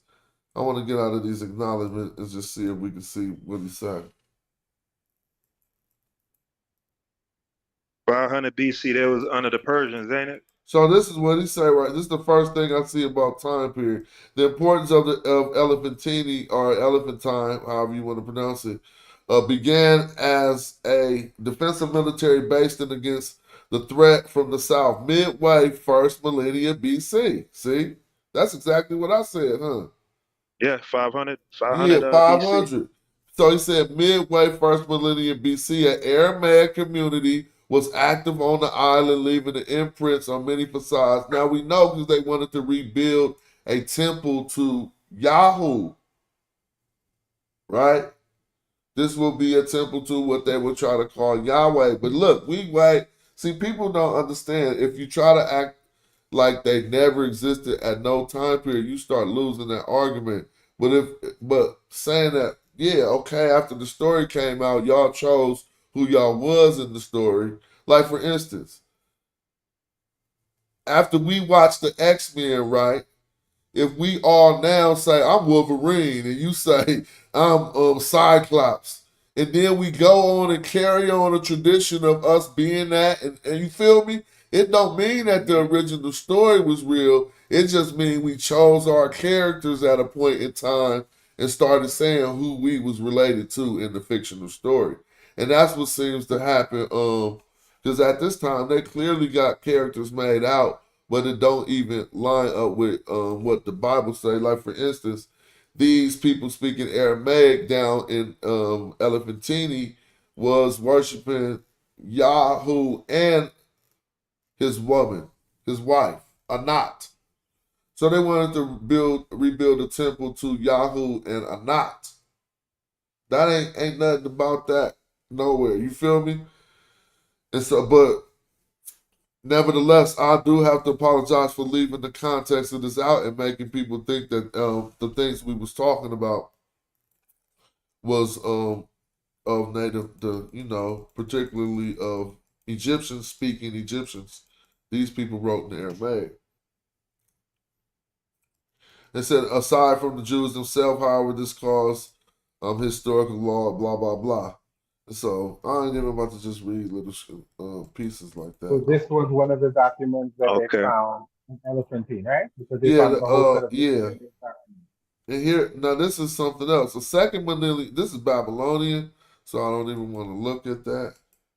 And we already start looking over the, now here we go. The most prominent manuscript to document adoption is known as the Egyptian Adoption Papyrus, or as Gardner liked to call it, the Adoption Extraordinary.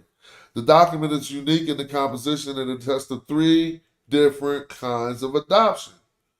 The first part confirms a wife-daughter adoption. See, now that will have you wonder, well, was people wrong about, let me take myself off the camera. I want to sit up. Let me see, hold up. That will have you say, well, was people wrong about a lot of the things they said about ancestral things because now he with his daughter? But if he adopted a lady as his daughter, that would be completely different, right? But anyway, it says, the first part confirms the wife-daughter adoption of the Egyptian musician Seth Nefer, subsequently Ra-Nu-Nefer. Okay, that's going to be that person. By her husband, Neb-Nu-Nefer. Neb-Nu-Nefer resorts to this adoption since they do not have children of their own. So that don't make sense to people. Because your wife couldn't inherit your stuff like that. Only your kids could. So he like, oh man, I'm about to be gone and I don't got no kids. My brother's going to take all my stuff. Let me just go and adopt you and say you my daughter instead of my wife.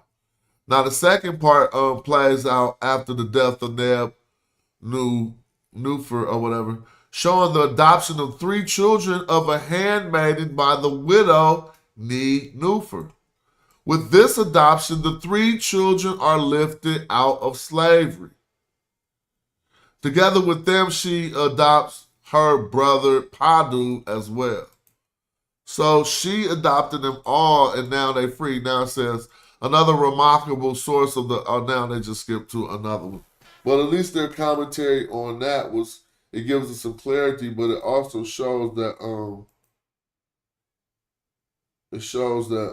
we wasn't too far off with what we was thinking. Yeah, so what's the name was right then? Joey had the chronology right. The kids was adopted after dude died. Yeah.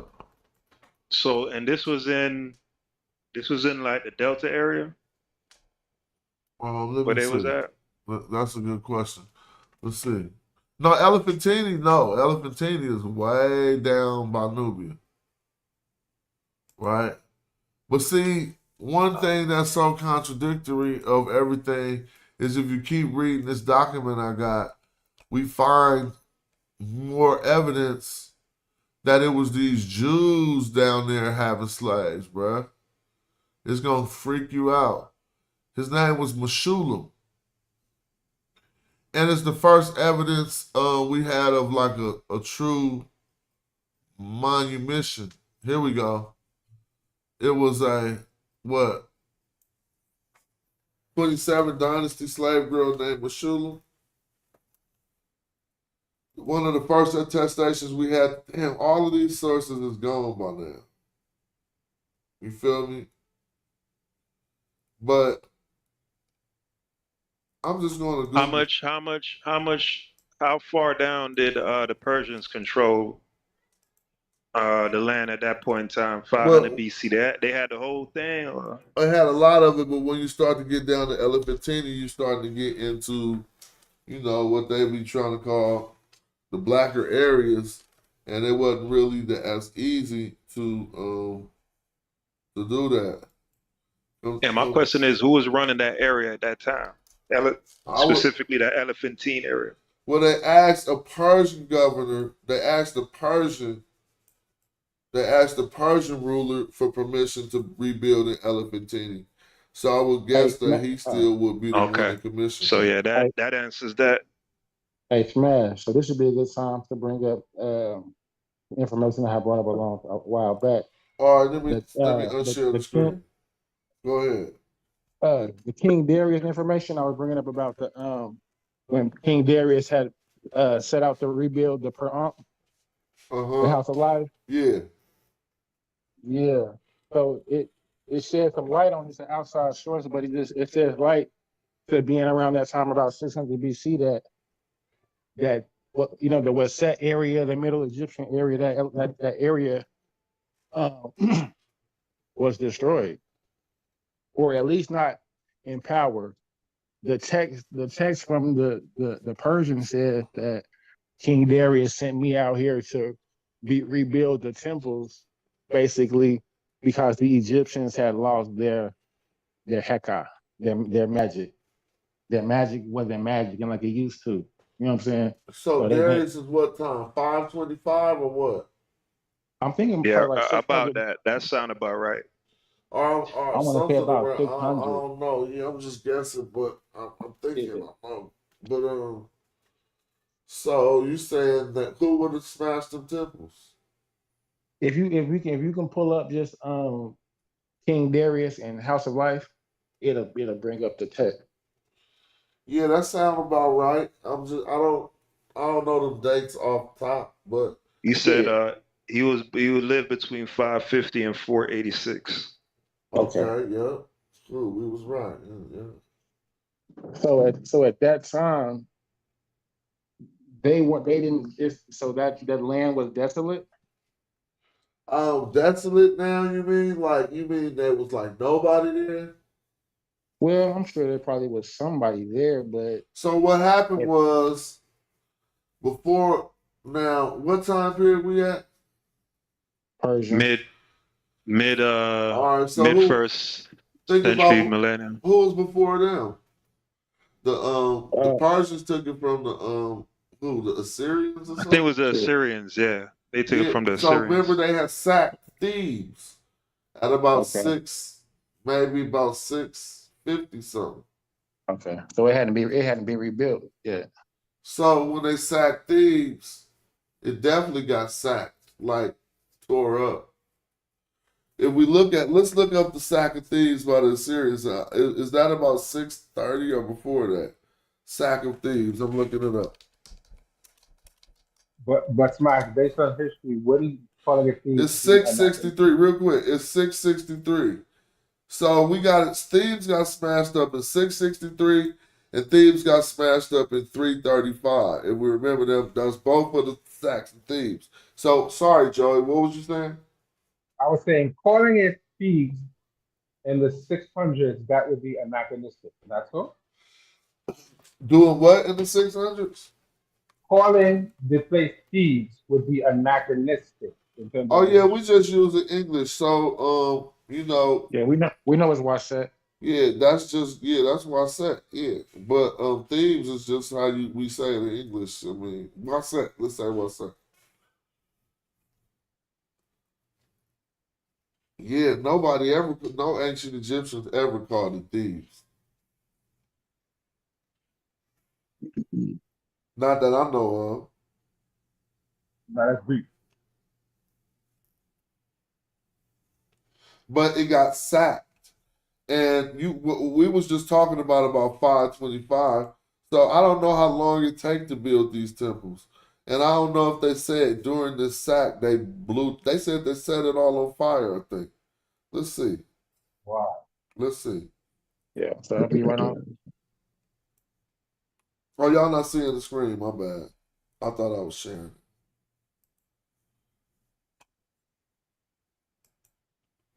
So it probably would have been torn down at that time period, though.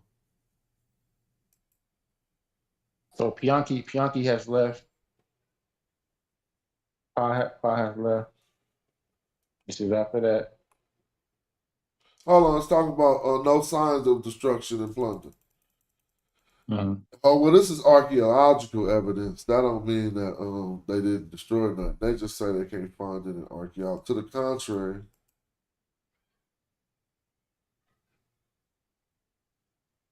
Well, they definitely took it down because how did they take two large obelisks back to Assyria from Thebes without tearing shit down? Y'all see that? And I think they took the whole. I think they took priests with them too. Like they whole probably like royal court probably because they had Egyptian magi in the Persian court, and that was the premise for them sending Darius sending them back to rebuild the Per because they was like we wanted this man, you know what I'm saying? They were interested about it and where it came from, and so they rebuilt the temple, and that's where they found they found medical stuff. So not only was the Per for writing, they found that it was for med, you know what I'm saying? Like the different schools for different things. Yeah. I wouldn't disagree. I wouldn't have any reason to. But isn't per like another word for like temple? I like to break No. words down. It just say the house of life. However they use the house of life, we had to do more research. I would go so far as to say that at every temple or at every Per there was a they taught Every temple wasn't a writing. per ankh, though. That's what I'm saying. Every temple ain't necessarily a per ankh. But yeah, what you saying? That's a fact. That's a fact. But if every house of life was a temple, though, but that would incorporate the temple and a writing as well, right? Possibly line, right? that would be more well stated. It will, but I don't know much about per ounce. We could do it right now. Check it out. That's why I love doing primary text. So I'm about to let's just look up per ounce for a minute. And most of them are going to be locations, but we're going to look and see when did they even start talking about per ounce. Some people going to say that was the library, right? I think I heard them even say it was Carlos, the ruler's palace was known as a per too.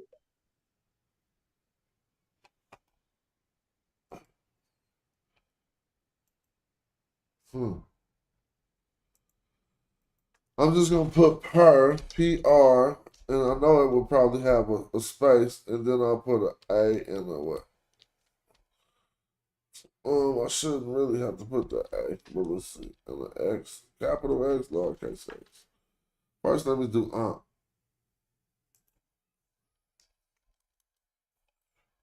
Somebody know the transliteration better. There you go, right there. So let's come down to per. I mean, I got so many unks. Per unk gonna be hella far. Let me see. Damn, I gotta get batteries for my mouse because this is killing me. So I'll just put per unk. Let's see if it pops up.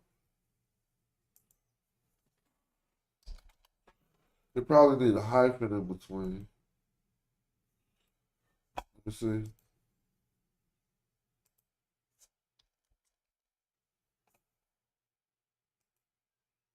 So here we go.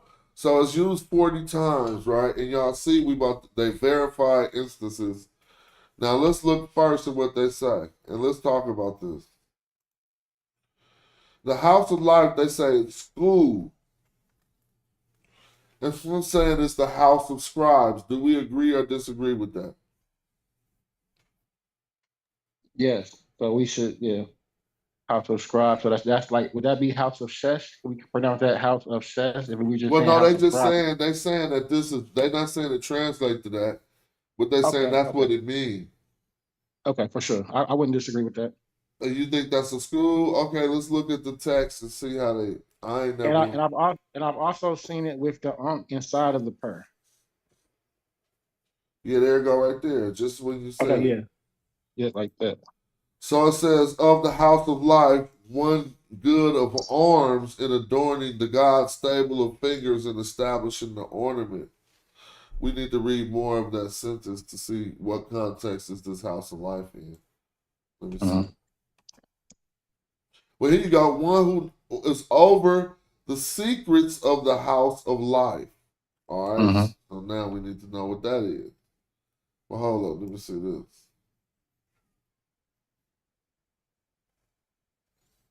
I'm sure Harry Tech. Let's see.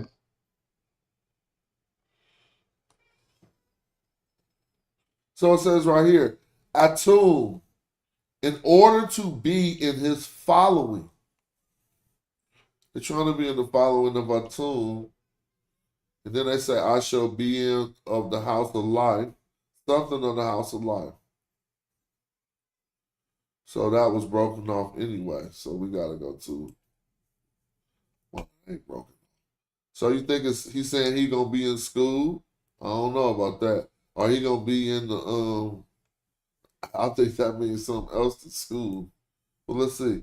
One who is over the secrets of every school, basically, of the school, are the house of scribes.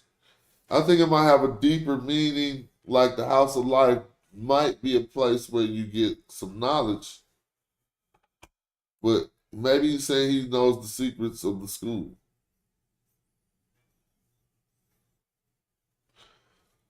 What this will say? Okay, the privy counselor. So they had a counselor just like now. We got counselors at school, huh?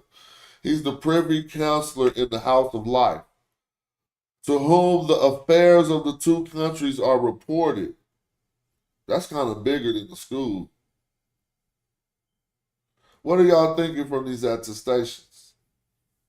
I'm in line with it because I know of one where there's a story about the father. He's taking his son from the Delta. He must be some sort of a provisional governor or something, because the particular Quran that he's taking his child to is, I think, is in Waset, but he mentions that it's a place where all of the other magistrates were taking their sons to to learn from, and he was basically taking his son and dropping them off at this particular. Oh, okay. Now this is dope. We just found something nice, even though it's from the Book of the Dead Project. It says, a scroll of understanding the words of the house of life. Saying of the disgust of the box that the Father passes on to the Son, which is placed around the throat of the transfigured one. Wow, that's dope.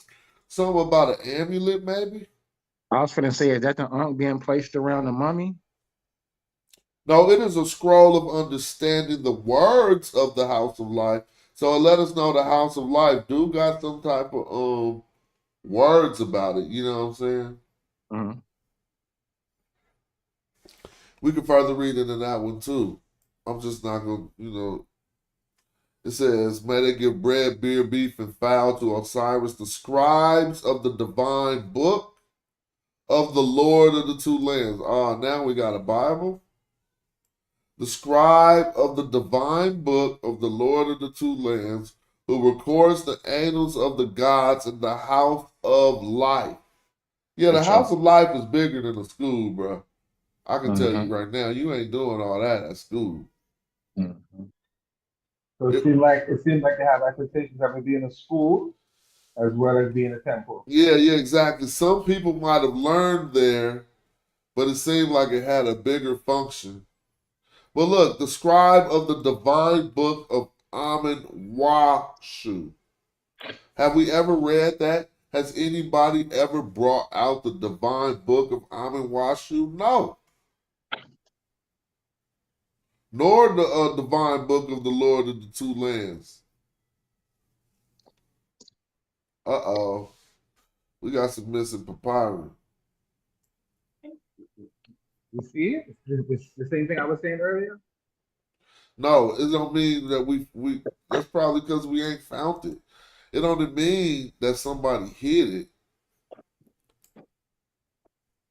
So when you lose your keys, you be asking people what they did with your keys, huh? No, because I know I lose everything. I left my cell phone. But that's what you're doing with the scholarship. I lost my keys about 10 times. You doing that with the scholarship. Like if something ain't there, you saying somebody else got it. You saying they got it and they hide it. Could it be could it be ideological too? Similar to how people say nowadays, like the book of life? It probably could be, huh? But it says the scribe of. So do we think they saying that somebody wrote something that was ideological? Maybe so. The scribe of the divine book of the Lord. We can look into the meta-nature at those parts. So this is the word for scribe. Because then if they're using words like divine, then that would intimate that the scribe then would be some sort of deity. If my theory of it being illogical for that to hold up. You get what I'm saying? Yeah. That these ain't no real text nowhere. Right. It's not an actual scribe. It's like a, what do you call it? Like a metaphor for a deity. But the scribe who authors life, who authors, you feel me? Well, let's look at this person that is called a deity. Well, the priests are the scribes, right? The priests are scribes and priests at the same time, correct? Well, no, they called him Osiris, Wasir. Oh. So they saying Wasir, the scribe of the divine book of the Lord of the two lands. Oh. Who records the annals of all the gods in the house of life. That's Osiris doing that. But then this other person, Cha Mi Pet. So that's like something like the sky. It means something like the sky. Let's find his name in the oh no, they did it wrong. That is like Cha Im Pet. And you see it got this person after that. That's not a etcher. That's a regular person. Let's click it. It's just a personal name. Told you. So now Cha Impact is a person. And let's look what Cha. Oh, I'm tripping. Hold on. Let's look at what Cha Impact talking about. Cha Impact is the scribe of the divine book of Ahmed Washu. So I'm saying if Cha, now we could take the scribe of the divine book of the Lord of the Two Lands, since we don't think Osiris was a real person, and say, okay, that probably ain't really a book, or maybe that's some book that they attributed and said their God wrote, which is quite crazy. But here, Cha Impact is a personal name, and they call him the scribe of the divine book. Now, it could be that Cha Impact is claiming he wrote both these books. It depends on how y'all see it. Because this says the stele of Cha Impact. So he probably doing all the claiming. But nevertheless, what do y'all feel about that? Well, that is very interesting. And it's possible that the first one could have been some type of oral history or quote unquote mythology that they wrote down. But the second one definitely looks like it's attributed to a real person. Nah, he's saying he wrote the Bible. Now that I'm reading it, because I come to another translate, not the Bible, but how would you translate this? Scribe of the God book of the Lord of the Two Lands. So whatever that God book was, he's saying he wrote it. It would have to have, I mean, what would y'all think is in it? Well, you should probably go through them. Yeah, normally the guy thought is the guy for writing, normally associated with writing, right? Well, he didn't say thought though, but yeah. But he tells us, he said, who records the angels, you're right, who records the angels of all the gods in the house of life. So maybe the annals of all the gods in the house of life was supposedly in this mythological God book. But Cha Impet was the real person. He left the stele, and he's claiming to have wrote. He's the son of the scribe of the God book. So if he's the son of the person who wrote it, then y'all still don't think it was a real thing? Yeah, because don't the priest, that's normally how it goes. The priest pass down the knowledge to the sons in regards to this, at least. Saying he's a scribe, though, since he's not a priest. Uh-oh. And you shall pass through the house of life? Well, if you want to read that text and see if that's about him getting his skills at being a scribe, then we can still say the house of life is where you learn some stuff. Because now that seems like you're going to pass through that motherfucker on your way to death. But I didn't read the rest of the text. All right, beginning of an educational doctrine. Right. The sayings of the right path of life, which the scribe of the life house, Amenti, composed. So this is definitely a teaching coming out of the house of life. I never read this. It's 20th Dynasty. I'm going to read that tonight. There's different, but these things are telling you that there were different things that happened in this place that they call the Quran, not just learning. Well, we can start to qualify ourselves to come up with our own how we think the house of life. If we would read into all of these texts, we would definitely see how it's used. But like this, don't tell others the real secrets of the house of life. Ramses the Fourth said that. So now the house of life is more than just a school. You can learn there, but they don't want you to learn everything.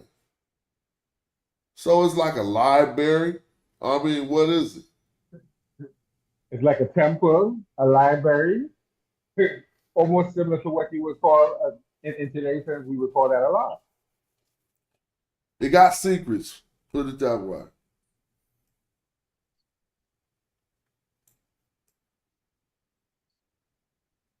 And that's and just I was talking about the other day, we're reading these texts from a historical view, but there's a lot of other texts that we don't know about that probably explains some of the things that we're reading that we might just be taking as myth or taking as history.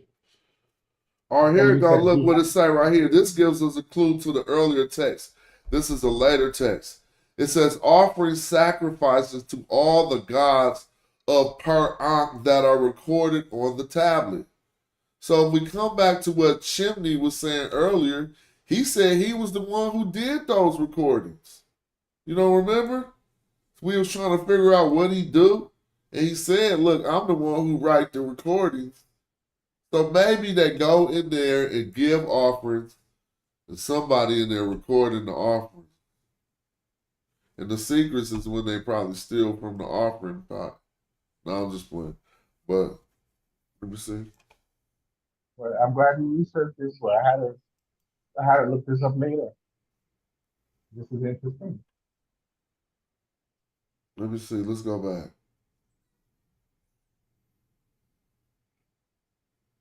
So this is a scroll of understanding the words of the House of Life. That ain't the one.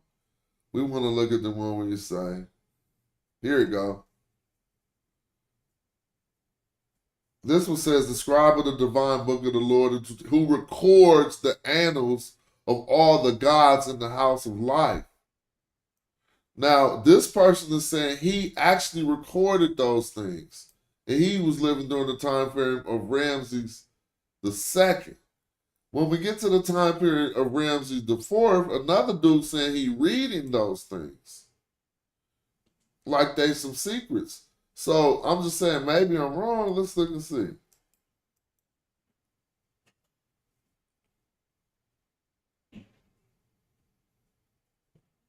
Did I pass it?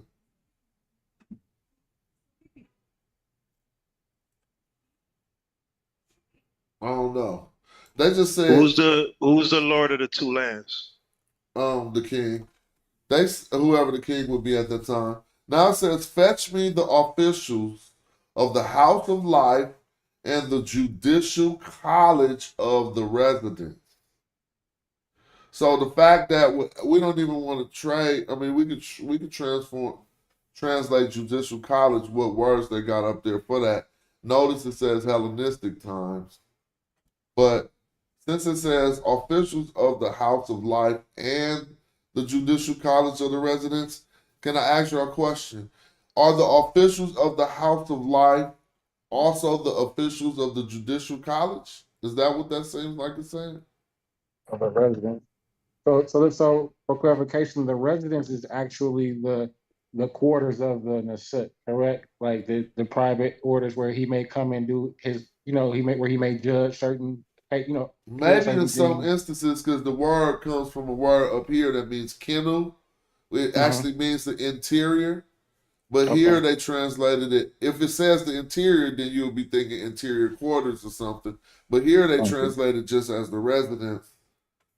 So the judicial colleges of the residents, that residence would probably be the House of Life. That means that it had a school in it. Yeah. But doesn't it sound familiar? Pardon me? That's what I want. Hey, Smash, Smash. Damn. Type in King Darius House of Life. I can see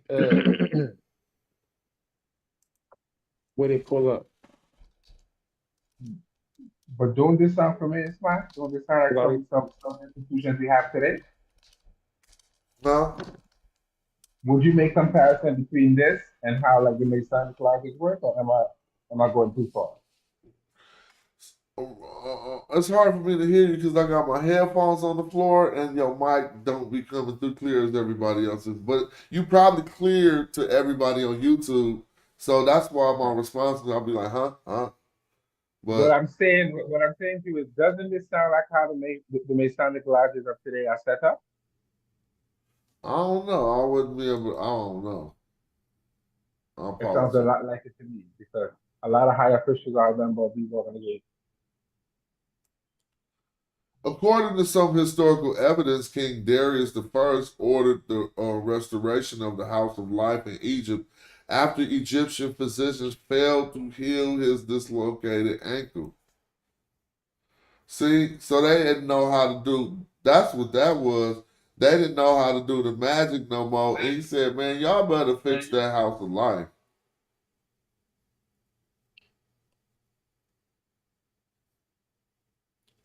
Is that your story that you was talking about, King J?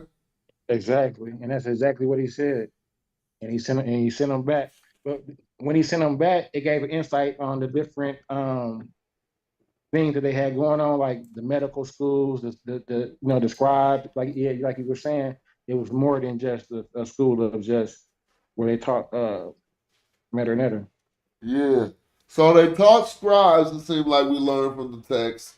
So what all did we learn just from looking at some of those applications? That it seemed like it was one location. They all knew about it. I wouldn't call it a library, but knowledge was being exchanged there. It had secrets and shit. So I don't want to say mysteries, but secrets, right? We seen primary text that said that. What else did that mug have? I can't remember. But you said they taught a judicial people there college. too. It had a judicial college. What you say? Now I was saying they taught people there too, like they educated people there too. Yeah, so it was like a university then, huh? Probably like a whole combo. A library, a school, Yeah, because then they even recorded the offerings given to the gods in the house of life. So it was probably one big old super mega church center. I mean, I don't want to say it like that. Was it one? Or Huh? but are we talking about one, or could there be more than one? Well, it seems like they kept referring back to one thing, but we can further investigate to see if this seemed like all these people talking about the same exact thing. I wasn't really thinking about that as we looked at it, but here it is. Let me turn myself off because I'm way over here. All right, it's almost a 4-hour video. In order to be able to come back later or something, I'll be having to limit the time of the streams. But this was a cool one. I'm gonna go sit down and play some games for a minute. I'm creating me a college team, and I put all my local college teams on the game, right? And then every time I get so far, all my creative players be graduating before I win the national championship. So that's that's my little pastime. Then I'm gonna have to go work. But until then, I'd like to thank y'all for coming on and making the show cool. Thanks for not beating us up this time, Eddie J, King J. I appreciate that. You know? You already know. It's all good. All right, y'all, I'm going to close this down. Then I'm going to slap this Cash App up for my supporters of the show who always constantly and consistently make sure they say, man, I learned something today. I'm about to buy this boy a banana split or a little Snicker bar. I'll be appreciating y'all. Don't think it ain't never needed. Don't think it ain't. I mean, it's just as much. I was just looking at the Christian apologist page that was beating up Billy Carson. And he was like, you know, we're really not reaching our funding. This is a YouTube. We really haven't reached a Christian YouTube page beating up Billy Carson. We really haven't reached our funding goals for 2025. So I'd like to thank the people donating to the page. We just put up the new thing and we're at like $3,000 right now. And I'm like, seriously? Wow. I be seeing people talk about their Cash Apps and complaining about their show Cash Apps. And they be like, you only got 5 Cash Apps? We not starting. Bruh, I'll be so happy if any show I ever got 5 Cash Apps. Do y'all know I probably had one show where that happened like that. So I'll be happy, I'll be thankful. It ain't about that. YouTube eventually pay you and you got to know how to monetize right. But, you know, I just don't want to give off the impression to nobody that the support ain't needed over here. It's hella needed over here. So that's why I thank my people who join the channel and do all that and make it easier for us to do this research. Right? And with that being said, shout out to Mighty Hepri on the screen. Thanks for the support. Thanks for watching. Thanks for sharing. Peace.